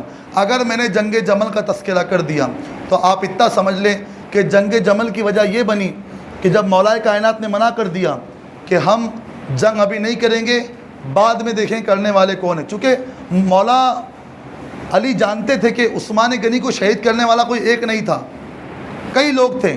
تو جب کئی لوگ شہید کرنے والے ہو تو اسلام کا قانون کیسا بیٹھے گا ان کے اوپر؟ اس لیے مولا کائنات کہتے کہ ابھی نہیں کچھ کرتے. مگر یہ لوگ نے اور لوگوں کو جمع کرنا شروع کیا. روایتوں میں آیا کہ ملک شام سے کچھ لوگ آئے جو باغی لوگ تھے، اور مکہ المکرمہ سے کچھ لوگ خریدا گیا. اس کے بعد میں یہ سارے کے سارے لوگ جمع ہوئے اور بڑا لشکر لے کے مولا علی کے سامنے آ گئے. اور مولا کائنات نے پھر ان کے تعلق سے جنگ جمل کا اظہار کیا. جنگ جمل جب ہوئی، اس جنگ کے اندر بہت سارے واقعات تھے. یہ جنگ جمل کو اگر میں نے بیان کیا تو پھر یہ وقت اسی میں نکل جائے گا. اس تعلق سے اتنا سن لیں کہ 3 جنگیں مولا علی کے دور میں ہوئی ہے، اور تینوں جنگوں کے اندر اللہ تبارک و تعالیٰ نے مولا علی کو فتح نصیب فرمائی. اور جنگ جمل کا معاملہ یہ تھا کہ حضرت طلحہ جو مولا علی کے ساتھ میں تھے، اور ایک وقت وہ آیا کہ یہ مولا علی کے خلاف ہو گئے. تو جنگ جمل کے اندر جب حضرت طلحہ خود مولا علی کے سامنے آئے تو مولا علی نے کہا طلحہ آپ میرے خلاف کھڑے ہوئے ہیں؟ کہا کہ ہاں. تو مولا علی نے ان کو حدیث یاد دلائی. کہا آپ نہیں جانتے ایک مرتبہ آپ اور میں ہاتھ ڈال کے کھڑے ہوئے تھے ایک دوسرے کے اندر، تو حضور نے دیکھتے ہوئے ہم سے کہا تھا کہ طلحہ آج تو علی سے بڑی محبت کر رہا ہے، ایک وقت تو وہ آئے گا کہ تو علی کے خلاف ہوگا. اور یہ دھیان رکھنا کہ اس وقت علی حق پہ ہوں گے، اس وقت علی حق پہ ہوں گے. جیسی یہ بات سنی نا تو حضرت طلحہ کے ہوش اڑ گئے. کہا کہ اللہ کا شکر ہے مولا کائنات کہ آپ نے مجھے حضور کی حدیث یاد دلا دی، میں آپ کے خلاف نہیں جاؤں گا. میں قاتلان عثمان کے بدلے کے تعلق سے آپ سے کوئی بات نہیں کروں گا. مگر جب جانے لگے تو مولا علی سے محبت کرنے والوں میں سے ایک بندہ نکلا اور اس نے پیچھے سے حضرت طلحہ کو وار کیا، اور وار کرنے کے بعد میں ان کا کٹا ہوا سر لے کر مولا کائنات کی بارگاہ میں آیا اور کہا کہ مولا علی آپ سے ایک درخواست ہے، ایک تحفہ ہے. کہا کیا؟ تو حضرت طلحہ کا سر آگے کیا. مولا علی نے جیسے دیکھا کہا کہ تو جہنمی ہے، تو جہنمی ہے. جیسی یہ بات کہی تو وہ جس نے سر کاٹا تھا اس نے کہا حضرت یہ آپ کے مخالف گروپ کا ہے، یہ آپ کی خلافت کو تسلیم نہیں کرتے، پھر آپ ان کے سر کاٹنے والے کو جہنمی کیوں کہتے ہیں؟ تو مولا علی کہتے ہیں یہی تو میرا مسئلہ ہے کہ حضور نے مجھ سے کہا تھا علی تیری مثال جو ہے نا عیسیٰ ابن مریم کی طرح ہے. تو مولا علی نے کہا تھا حضور کس طریقے سے؟ آقا فرماتے وہ اس طریقے سے کہ تجھ سے محبت کرنے والے 2 لوگ ہوں گے اور دونوں جہنم میں جائیں گے. 2 لوگ ہوں گے، محبت کرنے والے اور نفرت کرنے والوں میں 2 لوگ ہوں گے. مولا علی کہا کس طریقے سے؟ کہا کہ ایک طبقہ تجھ سے اتنی محبت کرے گا، اتنی محبت کرے گا کہ محبت کے اندر غلو کرے گا اور تیرے اصحاب کو برا کہے گا، وہ بھی جہنم میں جائیں گا. اور ایک تجھ سے اتنا بغض رکھے گا، اتنا بغض رکھے گا کہ تیرے بغض کے اندر اہل بیت کو برا کہے گا، وہ بھی جہنم میں جائیں گا. اور آج دونوں طبقے موجود ہیں. آج ایک طبقہ شیعہ جس نے مولا علی کی اتنی تعریف کی، اتنے مناقب بیان کی کہ شیعہ ہو گئے، اور دوسرے وہ جنہوں نے اہل بیت کی عظمت کو مستدرک کیا. جب انہوں نے ہٹایا اہل بیت کی عظمت کو اور صحابہ کی عظمت کو آگے کیا، وہ اہل حدیث ہو گئے. اور آج بھی دیکھو اہل حدیث کے بعد میں صحابہ کی عظمت تو ملیں گی، اہل بیت کی عظمت نہیں ملیں گی.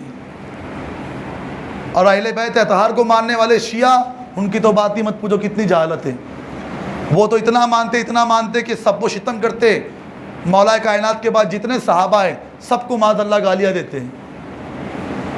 تو آقا دو عالم صلی اللہ تعالی علیہ وسلم نے فرمایا علی تیری مثال عیسیٰ ابن مریم کی طرح ہے کہ تجھ سے زیادہ محبت کرنے والے بھی جہنم میں جائیں گے اور نفرت کرنے والے بھی جہنم میں جائیں گے، اور جو درمیان کے اندر رہیں گا وہ جنتی ہوگا. تو ہم نے بریلی کے تاجدار سے پوچھا کہ بریلی کے تاجدار یہ درمیان والا کون؟ تو بریلی کے تاجدار کہتے ہیں اور بڑے مزے کے اندر کہتے ہیں اور بڑے مزے کے اندر فرماتے ہیں اہل سنت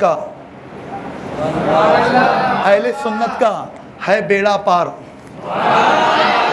اہل سنت کا ہے بیڑا پار، اصحاب حضور نجم ہے اور ناؤ ہے اطرت رسول اللہ کی.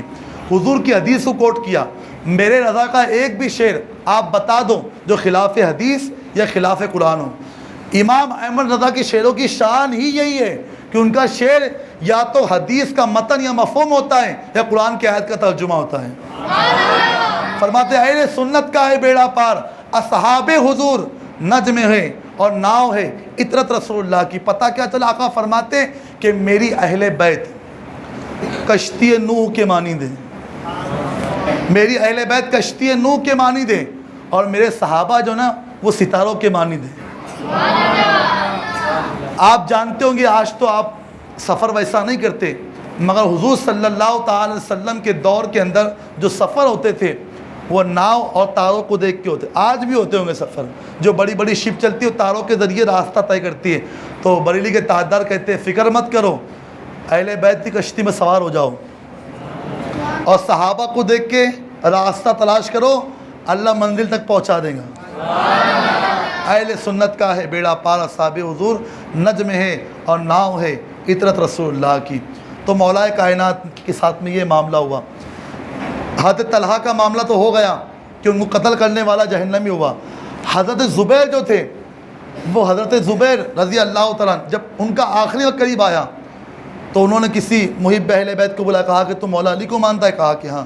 کہا کہ ہاتھ بڑھا، میں تیرے ہاتھ پہ مولا علی کی بیعت کرتا ہوں۔ اس طریقے سے یہ دونوں لوگ خیر کے ساتھ میں دنیا سے گئے، خیر کے ساتھ دنیا سے گئے۔ اب مولا علی کرم اللہ تعالیٰ وجہ الکریم کا جیسی ظاہری وصال ہوا، اب یہاں پر آپ کی توجہ، تاریخ پڑھنے والوں سے بھی گزارش ہے، اسلام کی ہسٹری پڑھنے والوں سے بھی گزارش ہے، اور میں خود طالب علم کی حیثیت سے آپ کے سامنے بات رکھ رہا ہوں۔ جس وقت مولا کائنات کا وصال ہوا، حضور کی حدیث تھی کہ میرے بعد جو خلافت رہیں گی وہ 30 سال تک رہیں گی، اور مولا علی کا جو وصال ہوا ہے نا وہ 29 سال 6 مہینے کے اندر ہوا ہے، مطلب خلافت کو اور 6 مہینے باقی تھے۔ یہ یہاں سے آپ شروع کریں، خلافت کو 6 مہینے باقی تھے۔ حضور کی حدیث یہ ہے خلافت کے تعلق سے کہ میرے بعد 30 سال تک خلافت رہیں گی، اس کے بعد ملوکیت ہو جائیں گی، لوگ بادشاہ بنیں گے، اور بادشاہ بنے بھی حضور کے بعد۔ اور آقا فرماتے اس کے بعد ایسی حکومت آئیں گی کہ خون ریزیاں ہوں گی، اور آج وہ ہو رہا ہے۔ پہلے رسالت تھی، پھر خلافت، اس کے بعد میں ملوکیت، اب بادشاہت کا دور بھی ختم ہو گیا، اب لڑنے اور مارنے کے اوپر لوگ آ چکے ہیں۔ حکومت کے نام پہ بڑی بڑی قومیں لڑ رہی ہیں، کہ حضور نے 1400 سال پہلے بتا دیا تھا۔ اور آقا فرماتے ہیں میرے بعد خلافت 30 سال تک رہیں گی۔ مولا علی 29 سال 6 مہینے کے اندر وصال ہو گیا۔ اب جو 6 مہینے بچے تھے تو مولا علی کے بعد کون تھے؟ امام حسن مجتبیٰ۔ تب تاریخ یہ کہتی ہے کہ امام حسن مجتبیٰ جو تھے، ان کے ہاتھ کے اوپر کوفہ کے لوگوں نے بیعت کر لی۔ اب اس بیعت کے اوپر یہ جو بیعت ہے، یہ بیعت کے تعلق سے آپ ایک بات سن لیں، ہم جس طریقے سے کسی کو ووٹ دیتے ہیں یہ بیعت کا معاملہ ہے، مگر میں ووٹ اور بیعت کو ملا نہیں سکتا، میں آپ کے سمجھانے کے لیے کہہ رہا ہوں، حالانکہ دونوں کے اندر بہت فرق ہے، مگر میں سمجھانے کے لیے کہہ رہا ہوں کہ ہم کسی کو پسند کر کے چن کے لاتے ہیں، اس کو ہم ووٹنگ کہتے ہیں۔ اور اہل بیت اطہار کا معاملہ یہ تھا کہ اہل بیت اطہار بیعت صرف اسی لیے کرتے تھے کہ عقائد عالم صلی اللہ تعالی علیہ وسلم کا دین اور اسلام قیامت تک کے سلامت رہے۔ یہ اہل بیت اطہار کا سب سے اصل موضوع اور اصل بات ان کی یہ تھی، اصل شیوا یہ تھا کہ وہ چاہتے تھے۔ تو امام حسن مجتبیٰ کے تعلق سے آتا ہے کہ مولا علی کے وصال کے بعد امام حسن مجتبیٰ کے ہاتھوں پہ شام کے لوگوں نے کم از کم 30,000 لوگوں نے، یا اس سے زائد کی بات بھی آتی ہے، امام حسن مجتبیٰ کے ہاتھوں پہ بیعت کی۔ اور یہ بھی یاد رکھ لیں، جس طریقے سے دیکھا ہے تو خلیفہ 4 ہیں، مگر ہم امام حسن مجتبیٰ کو بھی خلیفہ مانتے ہیں۔ وہ اس لیے مانتے ہیں چونکہ باپ کے بعد بیٹا ہے، تو ہم امام حسن مجتبیٰ کی جو خلافت کے 6 مہینے جو ہے نا، یہ مولا علی کی خلافت میں ملا دیتے ہیں۔ یہ نہیں کہ مولا علی الگ، امام حسن مجتبیٰ الگ، ان کے 6 مہینے بھی اپنے والد گرامی کے 6 مہینے ہیں، مگر لوگوں نے ہاتھ پہ بیعت کی، اور جیسی ہاتھ پہ بیعت کی تو پھر روایتوں کے اندر آتا ہے کہ مدائن کی سرزمین کے اوپر حضرت امیر معاویہ چونکہ حضرت طلحہ اور حضرت زبیر کا وصال ہو گیا تھا، تو حضرت امیر معاویہ مدائن کی سرزمین کے اوپر جو ہے کہ 30,000 کا لشکر لے کے آ گئے۔ کس کے برعکس آئے؟ مولا حسن کے برعکس آئے. اور ادھر امام حسن مجتبیٰ نے جیسی دیکھا کہ مولا علی کا وصال ہو چکا ہے، لوگوں نے ان کے ہاتھ پہ بیعت کر لیے، اور ادھر امیر معاویہ لشکر لے کے مدائن کی سرزمین کے اوپر آ گئے. یہ تاریخ بتاتی ہے کہ جیسی مدائن کی سرزمین کے اوپر امیر معاویہ آئے تو ادھر سے سارے لوگوں کو لے کے کوفہ کی سرزمین کے اوپر، مدائن کی سرزمین کے اوپر امام حسن مجتبیٰ پہنچے. امام حسن مجتبیٰ جو پہنچے ہیں، اور یہ پورا جو واقعہ ہے اس کو کس کس نے بیان کیا پہلے یہ دیکھ لیں. اس کو بیان کرنے والے ابن جریر طبری ہے، اس کو بیان کرنے والے ابن خلدون ہیں، اس کو بیان کرنے والے ابن اسیر ہے، اس کو بیان کرنے والے علامہ جلال الدین سیوطی ہے، اور اس کے بعد میں کاشفی ہے، شوقی ہے، بہت سارے نام آتے ہیں. یہ سب مورخین ہیں جنہوں نے تاریخ لکھی اور انہوں نے یہ سارے واقعے کو بیان کیا ہے. تو میں جو بیان کر رہا ہوں مورخین کی آراء آپ کے سامنے پیش کر رہا ہوں جو ان کی تحقیق ہے. تو وہ 30,000 کا لشکر لے کے جیسی سامنے آئے تو امام حسن مجتبیٰ رضی اللہ تعالیٰ عنہ نے اپنے لوگوں سے پوچھا کہ یہ سامنے تو حضرت امیر معاویہ آ چکے، تو کیوں نہ ہم ان سے صلح کر لیں. کیونکہ امام حسن جانتے تھے کہ مولا علی کے دور میں 3 جنگیں ہوئی ہیں، جنگ جمل، صفین، نہروان، اور یہ تینوں کے اندر مسلمان ہی شہید ہوئے ہیں اور مسلمانوں کا بہت سارا نقصان ہوا ہے. اور اگر امیر معاویہ سے جنگ اگر ہوتی ہے تو معاملہ یہ ہوگا کہ پھر اور مسلمان شہید ہوں گے. اسی لیے امام حسن مجتبیٰ نے کہا کہ کیوں نہ ہم اس کے اوپر صلح کر لیں. مگر جیسی صلح کی بات آئی تو اس گروپ کے اندر کچھ لوگ باغی بھی تھے جو اہل بیت کے تعلق سے بغض رکھتے تھے. انہوں نے امام حسن مجتبیٰ کو تماچے مارے، کہا کہ نہ ہم جنگ کریں گے، ہم جنگ کریں گے، ہم کو صلح نہیں چاہیے، ہم کو صرف جنگ چاہیے. یہ آپ کے خلاف کیوں کھڑے ہوئے؟ حالانکہ یہ ان کی منافقت تھی. وہ دکھاتے تھے کہ مولا حسن کے ساتھ ہے، مگر ان کی منافقت یہ تھی کہ وہ کسی بھی اہل بیت کے محب نہیں تھے. انہوں نے کہا کہ ہم تو جنگ کر کے رہیں گے، ہم مسلمانوں کا خون ریزی کرتے رہیں گے، آپ صلح کی بات مت کرو. مولا حسن کہتے ہیں مجھے صلح کرنے دو، اگر صلح نہ ہوئی تو مسلمانوں کا نقصان ہوگا. تو وہ لوگوں نے مولا حسن کو تماچے مارے. روایتوں میں یہاں تک آتا ہے مولا حسن کے جو مصلی تھا جس پہ مولا حسن نماز پڑھاتے تھے وہ مصلی کو بھی کھینچا انہوں نے، اور مولا حسن کے اوپر بہت ساری بری بری باتیں بھی کی. مولا حسن نے صبر کیا. پھر مولا حسن نے ایک حدیث بیان کی، اور وہ حدیث جب لوگوں نے سنی تو کئی لوگ سمجھ گئے اور کئی لوگ جو نہ سمجھنے والے تھے وہ تو محب اہل بیت تھے ہی نہیں. وہ تو چاہتے تھے کہ کچھ تو خون ہو، وہ چاہتے تھے کہ اسلام کی حقانیت جو ہے کہ پارا پارا ہو جائے. تو امام حسن مجتبیٰ نے یہ حدیث کہی کہ میں نے میرے نانا سے حدیث سنی ہے کہ میرا بیٹا یہ حسن سید ہے، اور یہ حسن جو ہے میرا بیٹا یہ مسلمانوں کے 2 گروہ میں صلح کروائے گا. یہ حضور کی حدیث. اور سید کہتے ہی اسے جو صلح کروائے. ہاں، سید کا کام ہی ہے کہ وہ صلح کروائے، صلح کروا دے. تو جیسی یہ حدیث پڑھی کہ میرے نانا کی حدیث ہے کہ میرا یہ بیٹا حسن مسلمانوں کے 2 گروہ میں، اس سے پتہ چلا بیٹھنے والوں 8 دن سے بیٹھے ہو، 9واں دن اتنا سمجھ میں آ گئی ہوں گی آپ کی کہ حضور نے فرمایا مسلمانوں کے 2 گروہ میں. اس کا مطلب یہ صاف ہو گیا کہ امیر معاویہ معاذ اللہ رب العالمین اسلام سے ہٹکے ہونے والے نہیں تھے، کیونکہ حضور نے پہلے کہہ دیا تھا کہ مسلمانوں کے 2 گروہ میں، مطلب ایک گروہ امام حسن کا اور دوسرا حضرت امیر معاویہ کا. حضرت امیر معاویہ امام حسن کے سامنے کیوں آئے؟ مولا علی کے وصال کے بعد امام حسن کے سامنے امیر معاویہ کیوں آئے؟ اس کو صرف اس طریقے سے سن لے کہ جب مولا حسن نے یہ بات کہی دی تو کہنے کے بعد میں امیر معاویہ کو خط لکھا کہ ہم صلح قبول کرتے ہیں، آپ کی صلح ہم آپ سے صلح کرتے ہیں، مگر بات ہماری کچھ شرائط کے ساتھ ہوں گی، اس کے اوپر جنگ کا خاتمہ ہوگا. اور وہ 6 باتیں تھیں.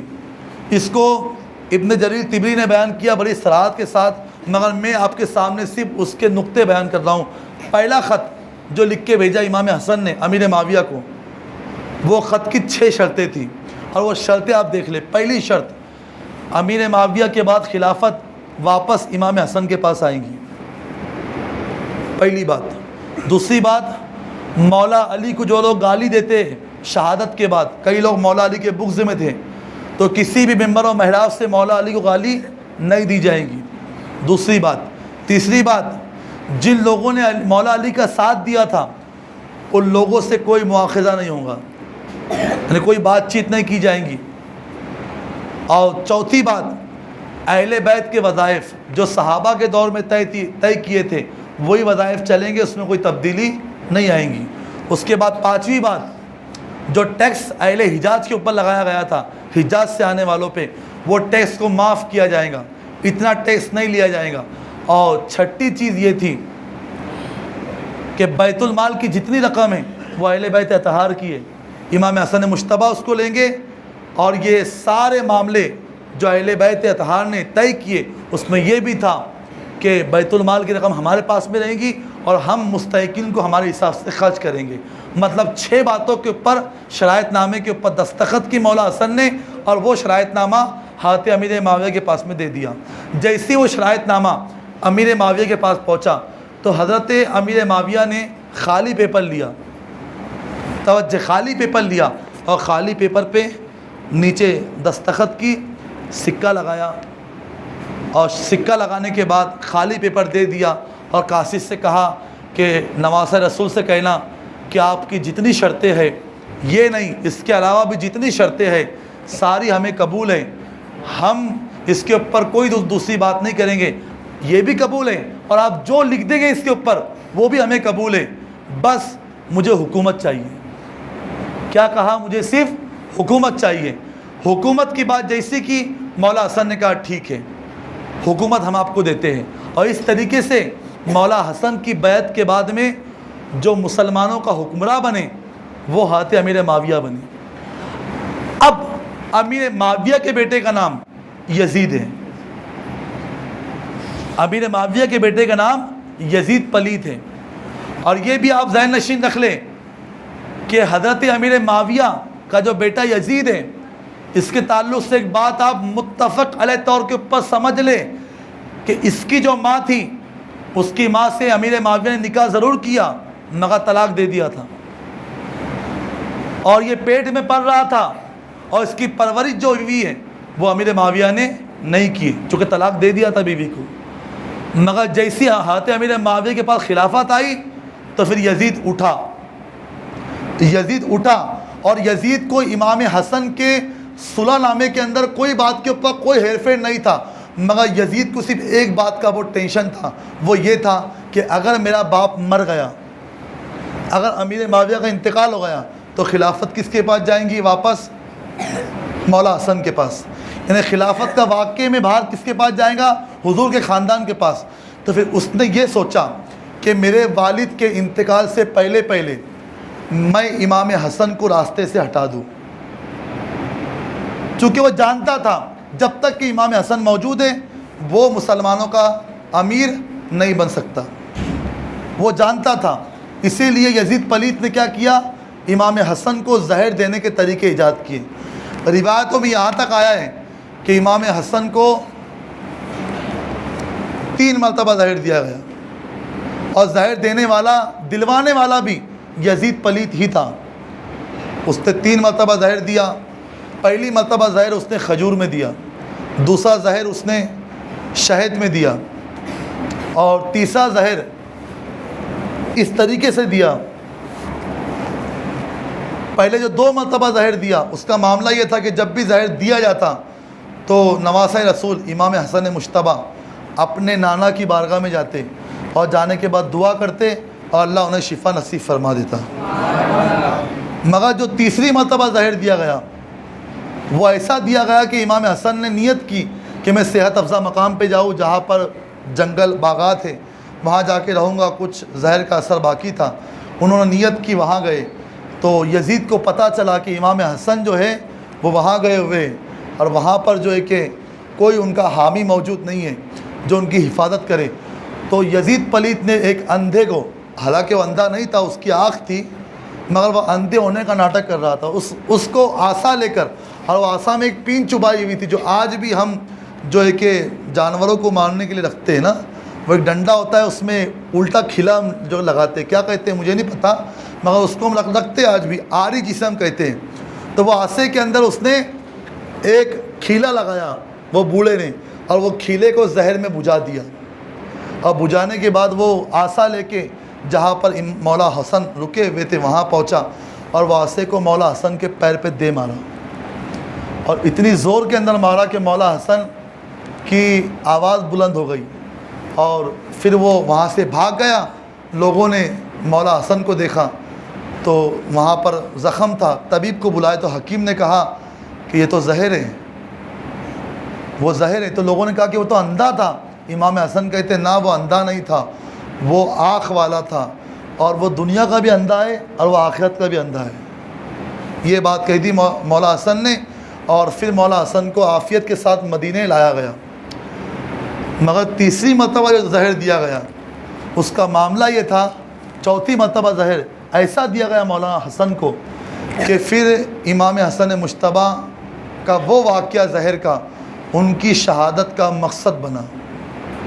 اور وہ اس طریقے سے کہ یزید پلیت نے دیکھا کہ اب 2 مرتبہ 3 مرتبہ زہر دینے کے بعد بھی امام حسن کو شفا مل گئی, تو اس نے ایک شہر سے ہیرا منگایا جس کو ہم الماس کہتے ہیں. اس نے اوریجنل ہیرا منگایا. اوریجنل ہیرے کی آج بھی پہچان ہے, اس سے آپ جو ہے کہ کانچ پہ مار دو تو کانچ ٹوٹ جائیں گا, وہ ہیرے کو آپ زبان پہ رکھ لو تو آپ مر جائیں گے. اوریجنل ہیرے کی پہچان یہ. تو وہ ہیرا اس نے منگایا, اور منگانے کے بعد میں وہ ہیرا اس نے پسوایا, اور کسی طریقے سے مولا حسن امام حسن مجتبیٰ کے حجرے کے اندر جو مشکیزہ رکھا ہوا تھا, وہ مشکیزے کے اندر وہ زہر جو تھا ہیرے کا زہر, وہ زہر ڈال دیا گیا.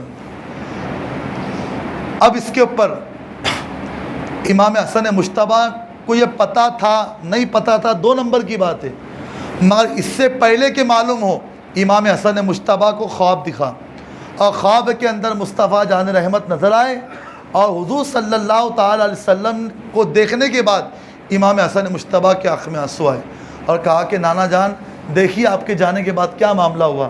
لوگوں نے مجھے تماچے مارے, میرے مصلے کو چھینا, میری بابا کی شہادت ہو گئی, اور لوگوں نے بڑا پریشان کیا ہمیں. آپ کہاں تھے؟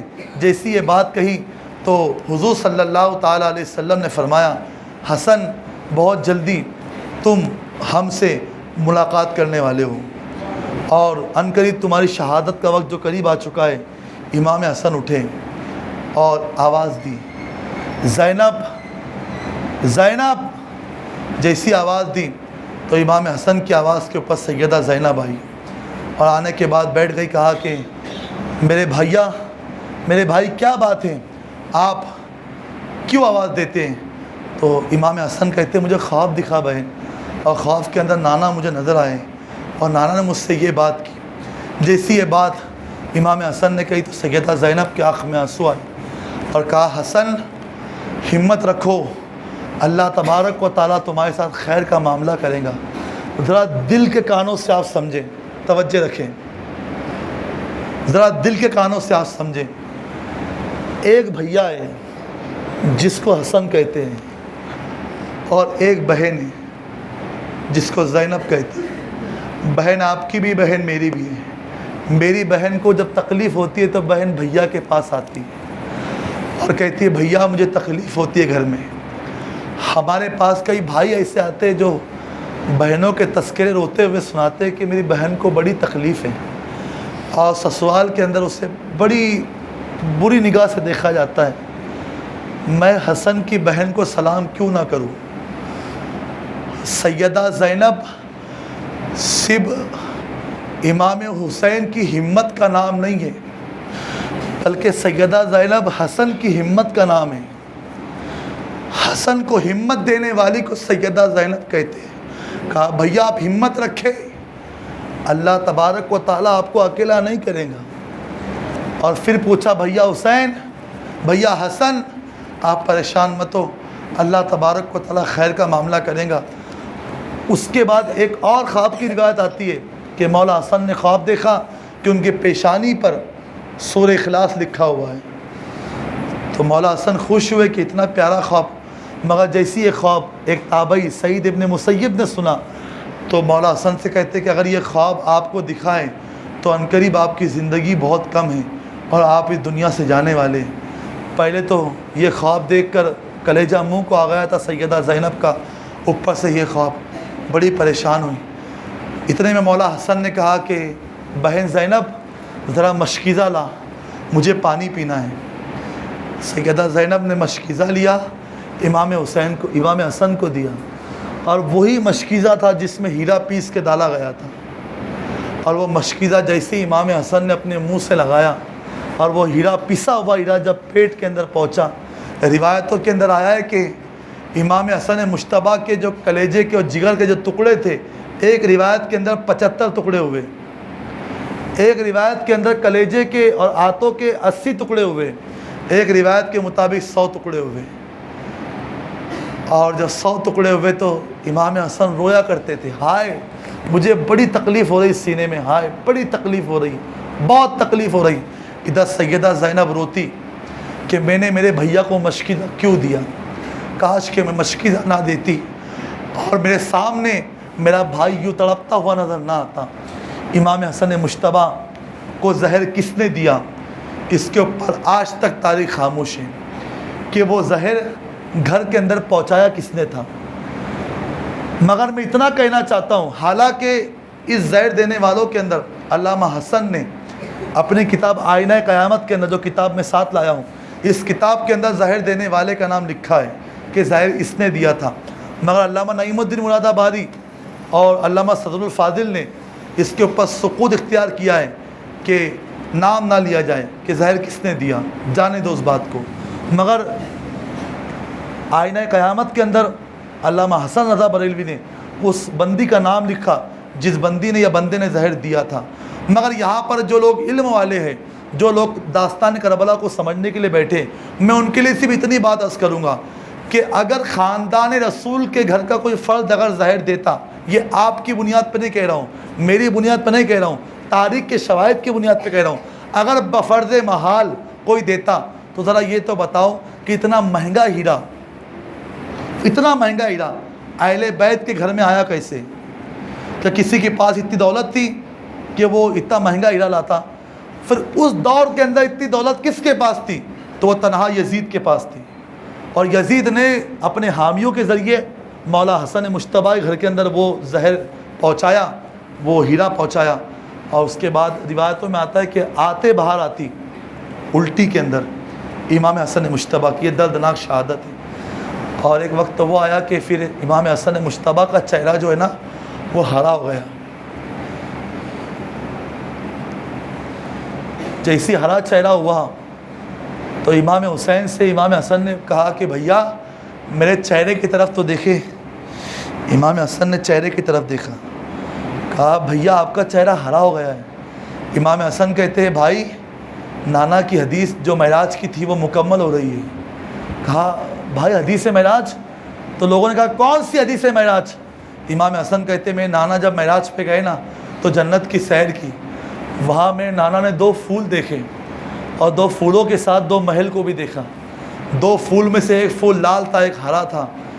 جیسی میرے نانا نے سوال کیا رضوان جنت سے کہ یہ ہرا اور لال پھول کون سا ہے، تو رضوان جنت کے آنکھ میں آنسو آ گئے۔ جنت کے اندر کوئی روتا نہیں ہے پیارے،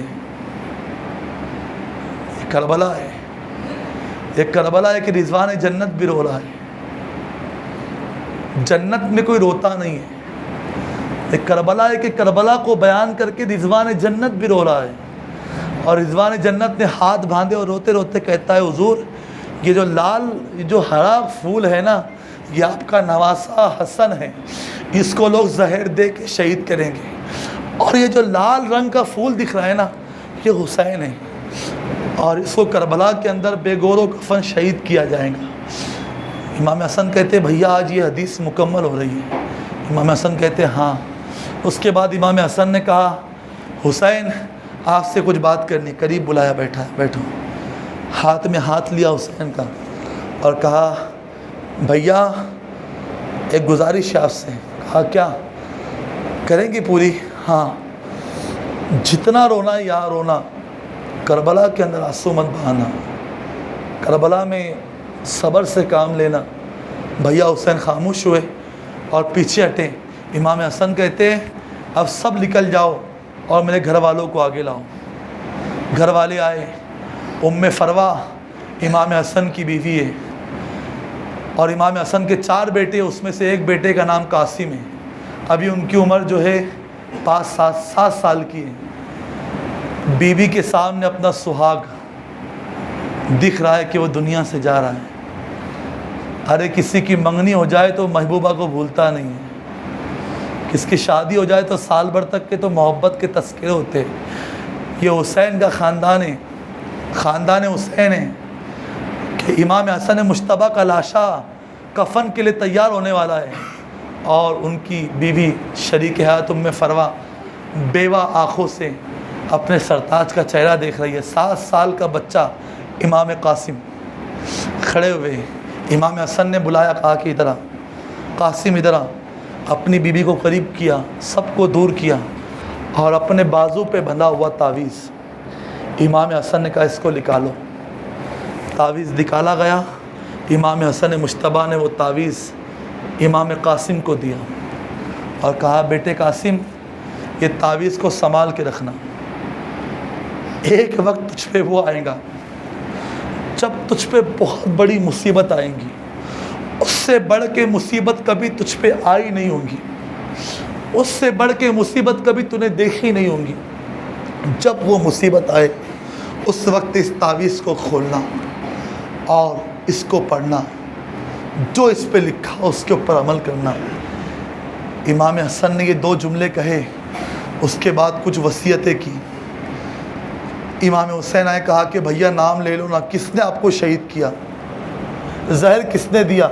امام حسن کہتے بھیا حسین شک کی بنیاد پہ کسی کا نام نہیں لے سکتا اور شک کی بنیاد پہ اسلام کسی کو قتل کر بھی نہیں سکتا۔ اگر میں نام لے لوں گا شک کی بنیاد پہ تو آپ قتل کر دیں گے اور کوئی بے گناہ قتل ہو یہ حسین کو گوارا نہیں ہے، اسی لیے آپ جو ہے نام رہنے دیں، آپ نام رہنے دیں، آپ صبر کریں۔ اور امام حسن مجتبیٰ کی ایک ہچکی بھیا حسین کے ہاتھوں، حالانکہ حسین کا کربلا تو یہی سے شروع ہو گیا تھا کہ امام حسن کے لاشے کو اپنے ہاتھوں سے امام حسین نے سنوارا ہے۔ امام حسین نے دیکھا کہ امام حسن کا لاشا ہے۔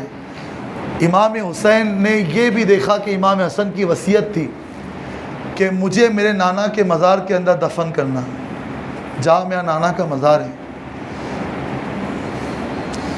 جب یہ خواہش ظاہر کی تھی امام حسن مجتبیٰ نے، اس کے ساتھ یہ بھی کہا تھا کہ سب سے پہلے اجازت امی جان عائشہ سے لینا۔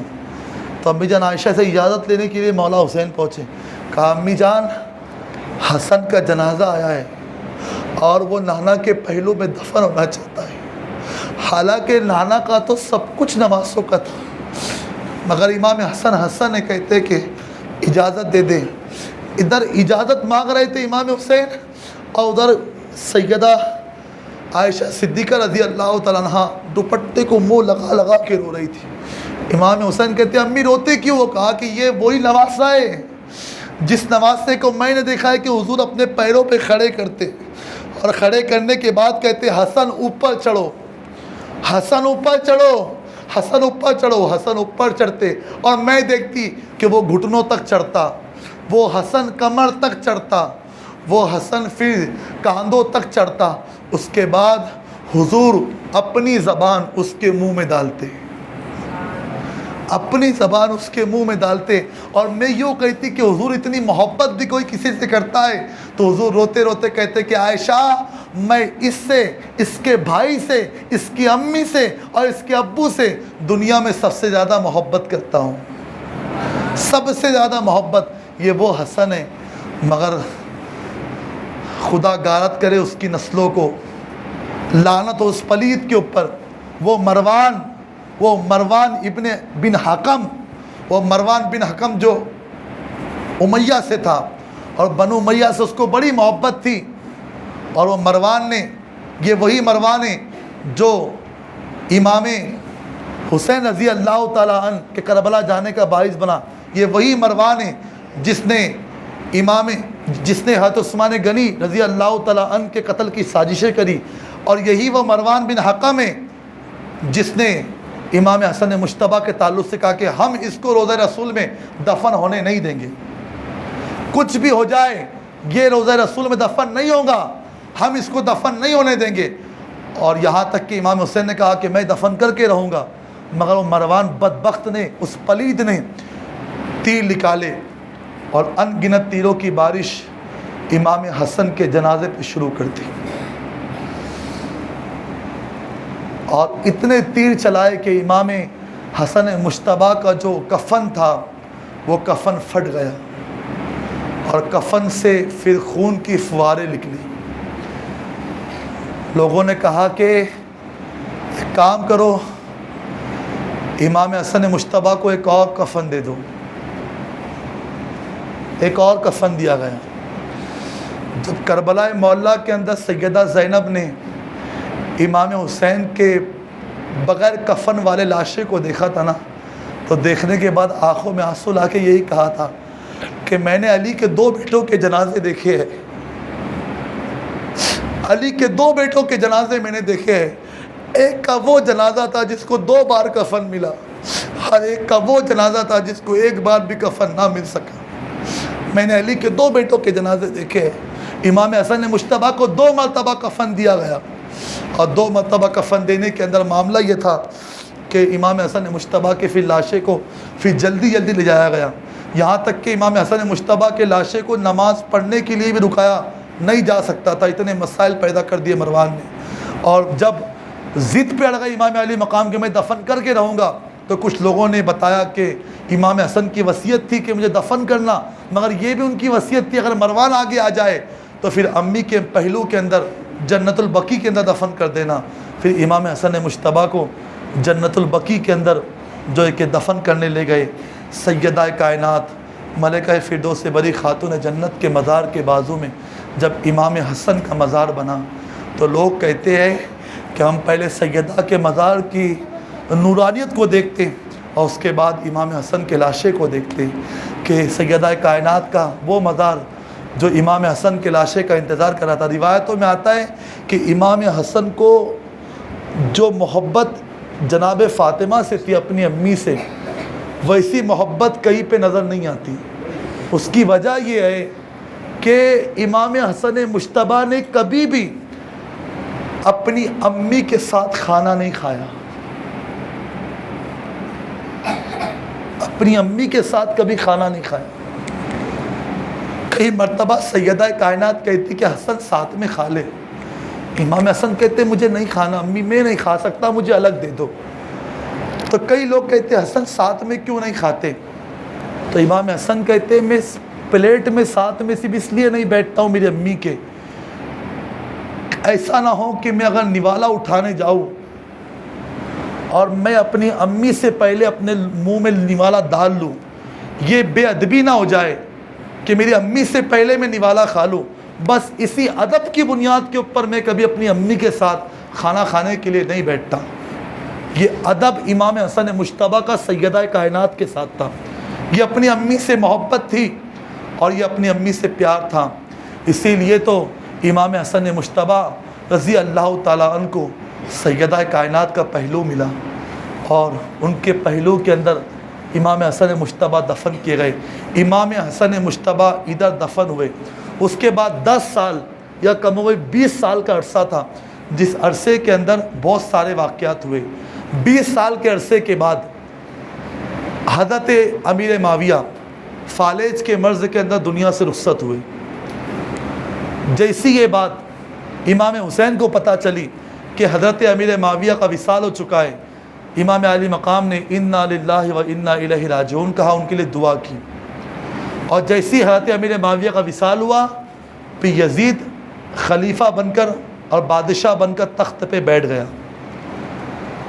چونکہ یزید جانتا تھا کہ امام حسن مجتبیٰ شہید ہو چکے، اب خلافت یا امامت یا پھر لوگوں کی بیعت سیدھا امام علی مقام امام حسین کی طرف جائیں گی، چونکہ مولا علی کے وصال کے بعد میں جب لوگوں نے امام حسن کے ہاتھ پہ بیعت کی، امیر معاویہ کے ہاتھ پہ بیعت نہیں کی، تو پھر آج بھی یہی ہوگا کہ امام علی مقام کے ہاتھوں پہ لوگ بیعت کر لیں گے، اور میرا باپ تو انتقال کر گیا امیر معاویہ، اب میں بادشاہ بن جاؤں تو بہتر ہوگا، اور اس نے نیت کی کہ میں بادشاہ بنوں، اور یہی وہ وجہ تھی جو وجہ امام علی مقام جد والی السلام کے کربلا جانے کی وجہ بنی۔ امام اس کی بیعت قبول نہیں کرنا چاہتے تھے، چونکہ یزید صرف یزید کا نام نہیں ہے، بلکہ بندروں کے ناچ کرنے والے کا نام یزید ہے، بانسری بجانے والے کا نام یزید ہے، گانا سنانے والے کا نام یزید ہے، زنا ایک دن میں 10 مرتبہ زنا کرنے والے کا نام یزید ہے، بلکہ اپنی بہن کے ساتھ نکاح کرنے کی نیت کرنے والے کا نام یزید ہے، اپنی ماں کے ساتھ میں نکاح کو جائز کہنے والے کا نام یزید ہے، طلاق کا مذاق اڑانے والے کا نام یزید ہے، شریعت کا مذاق اڑانے والے کا نام یزید ہے، سفر حج کے اندر شراب پینے والے کا نام یزید ہے، علل اعلان نمازوں کو چھوڑنے والے کا نام یزید ہے۔ اتنی خرافات یزید کی تھی، صرف اس بنیاد کے اوپر امام علی مقام نے اس سے بیعت نہیں کی۔ اگر امام بیعت کر لیتے تو قیامت تک کے پھر لوگ کہتے کہ تمہارے امام نے اس کے ہاتھوں پہ بیعت کی جو گانا سنتا تھا، تمہارے امام نے اس کے ہاتھوں پہ بیعت کی جو نچنیوں کے ناچ دیکھتا تھا۔ امام علی مقام نے یہ تمام خرافات کی بنیاد کے اوپر یزید پلیس سے بیعت نہیں کی، اور یہی بیعت نہ کرنا امام علی مقام جد والی السلام کا کربلا جانے کا باعث بنا۔ پھر یزید تخت کے اوپر بیٹھا، اور پھر اس نے کیا کارستانی انجام دی، اور اس نے اہل بیت کے ساتھ میں پھر کیا معاملے پیش کیے، انشاءاللہ تبارک و تعالی کل کی نشست کے اندر ہم داستان کربلا کی شروعات کل سے ہو جائیں گی، حالانکہ آج بھی ہو چکی ہے۔ اس کے بعد کے جو واقعات ہیں کہ یزید پلیت نے پھر کس طریقے سے مروان کے ذریعے اور ولید کے ذریعے مدینہ کے اندر پیغام امام علی مقام کو پہنچایا، انشاءاللہ وہ مبارک داستان، وہ دل سوز داستان اور وہ دعا کی قبولیت کی داستان کل سے شروع ہونے والی ہے۔ نوجوانوں، گزارش کروں گا تم گانے سن کے روئے نہ، تم جھوٹی محبتوں میں روئے، تم ہر جگہ روئے، ذرا کل اپنے آنسو لے کر امام علی مقام کی بارگاہ میں آ جانا۔ میرا یقین ہے پیارے، اگر تم نے کل اور پرسوں آنسو بہا دیے اور عاشقان امام علی مقام کی فہرست میں صرف یہ آنسو ہی لکھ دیے گئے تو ہماری نجات ہو جائے گی، ہماری نجات ہو جائے گی، کیونکہ امام علی مقام جد والی السلام کے ذکر کے اوپر رونا یہ اہل مقدر کی بات ہے۔ اور یہ بھی یاد رکھنا، بھیگتے بھی اہل مردہ ہے اور روتے بھی اہل مردہ ہیں۔ جو بھیگتے ہیں وہ بھی اہل مردہ ہوتے ہیں، پسینے کے اندر بھیگتے ہیں، خون کے اندر بھیگتے ہیں، اور جو روتے ہیں وہ بھی اہل مردہ ہوتے ہیں اور شاہ مردہ کے غلام ہوا کرتے ہیں۔ اسی لیے کل کے لیے گزارش ہے، ذرا دن بھر اچھے سے گزارنا۔ کل کا روزہ بھی آپ کو رکھنا ہے، رکھیں گے نا انشاءاللہ؟ کل کا روزہ بھی آپ کو رکھنا ہے، اور کل پورا دن آپ کو ایسے احتیاط سے گزارنا ہے کہ جب روزہ رکھنے کے بعد میں، افطار کرنے کے بعد میں جب آپ ذکر امام علی مقام سننے کے لیے آئے تو آپ کو پیاس کا احساس ہو کہ میرے حسین نے اپنی پورے خاندان کو لٹا کر ہم تک کے ٹھنڈا ٹھنڈا میٹھا میٹھا پانی کس طریقے سے پہنچایا۔ ذرا کل ہمیں احساس ہو کہ ہم جو کھانا کھاتے پیٹ بھر کے یہ بھی میرے حسین کا صدقہ ہے۔ ذرا احساس ہو رمضان کے اندر جو شربتوں کے گلاس منہ کو لگاتے یہ بھی میرے حسین کا صدقہ ہے۔ مرشد کہا کرتے تھے کہ ایک پیاسا علی اصغر کربلا کے اندر شہید ہوا ہے، اس کے بعد مرشد کہا کرتے تھے کہ پھرتا ہے در بدر نہیں رہتا ہے چین سے، پھرتا ہے در بدر نہیں رہتا ہے چین سے، پانی اب تک شرمندہ ہے میرے حسین سے، پانی اب تک شرمندہ ہے میرے حسین سے۔ کوکن میں باڑھ نہیں آتی، کوکن کا پانی حسین سے شرمندہ ہے۔ سونامی ایسی نہیں آتی، سمندر کا پانی حسین سے شرمندہ ہے۔ برساتیں یوں ہی بے موسم نہیں گزرتی، پانی بھی حسین سے شرمندہ ہے۔ اسی لیے کل ذرا احساس لے کے محفل کے اندر آنا اور دو آنسو ضرور بہانا، تاکہ ہمارا نام کربلا والوں کے مناقب بیان کرنے والے اور سننے والوں میں آ جائے۔ دعا ہے کہ اللہ تبارک و تعالیٰ کہنے سننے سے زیادہ عمل کرنے کی سعادت نصیب فرمائے۔ جو تاریخ اور جو روایتیں بیان ہوئیں اس کو بیان کرنے میں مجھ سے کوئی ادباً صحباً غلطی ہو، رب قدیر مجھے معاف فرمائے۔ استغفر اللہ ربی من کل ذنب واتوب الیہ۔ بلند آواز سے کلمہ پڑھ لے، لا الہ الا اللہ محمد رسول اللہ صلی اللہ تعالی وسلم۔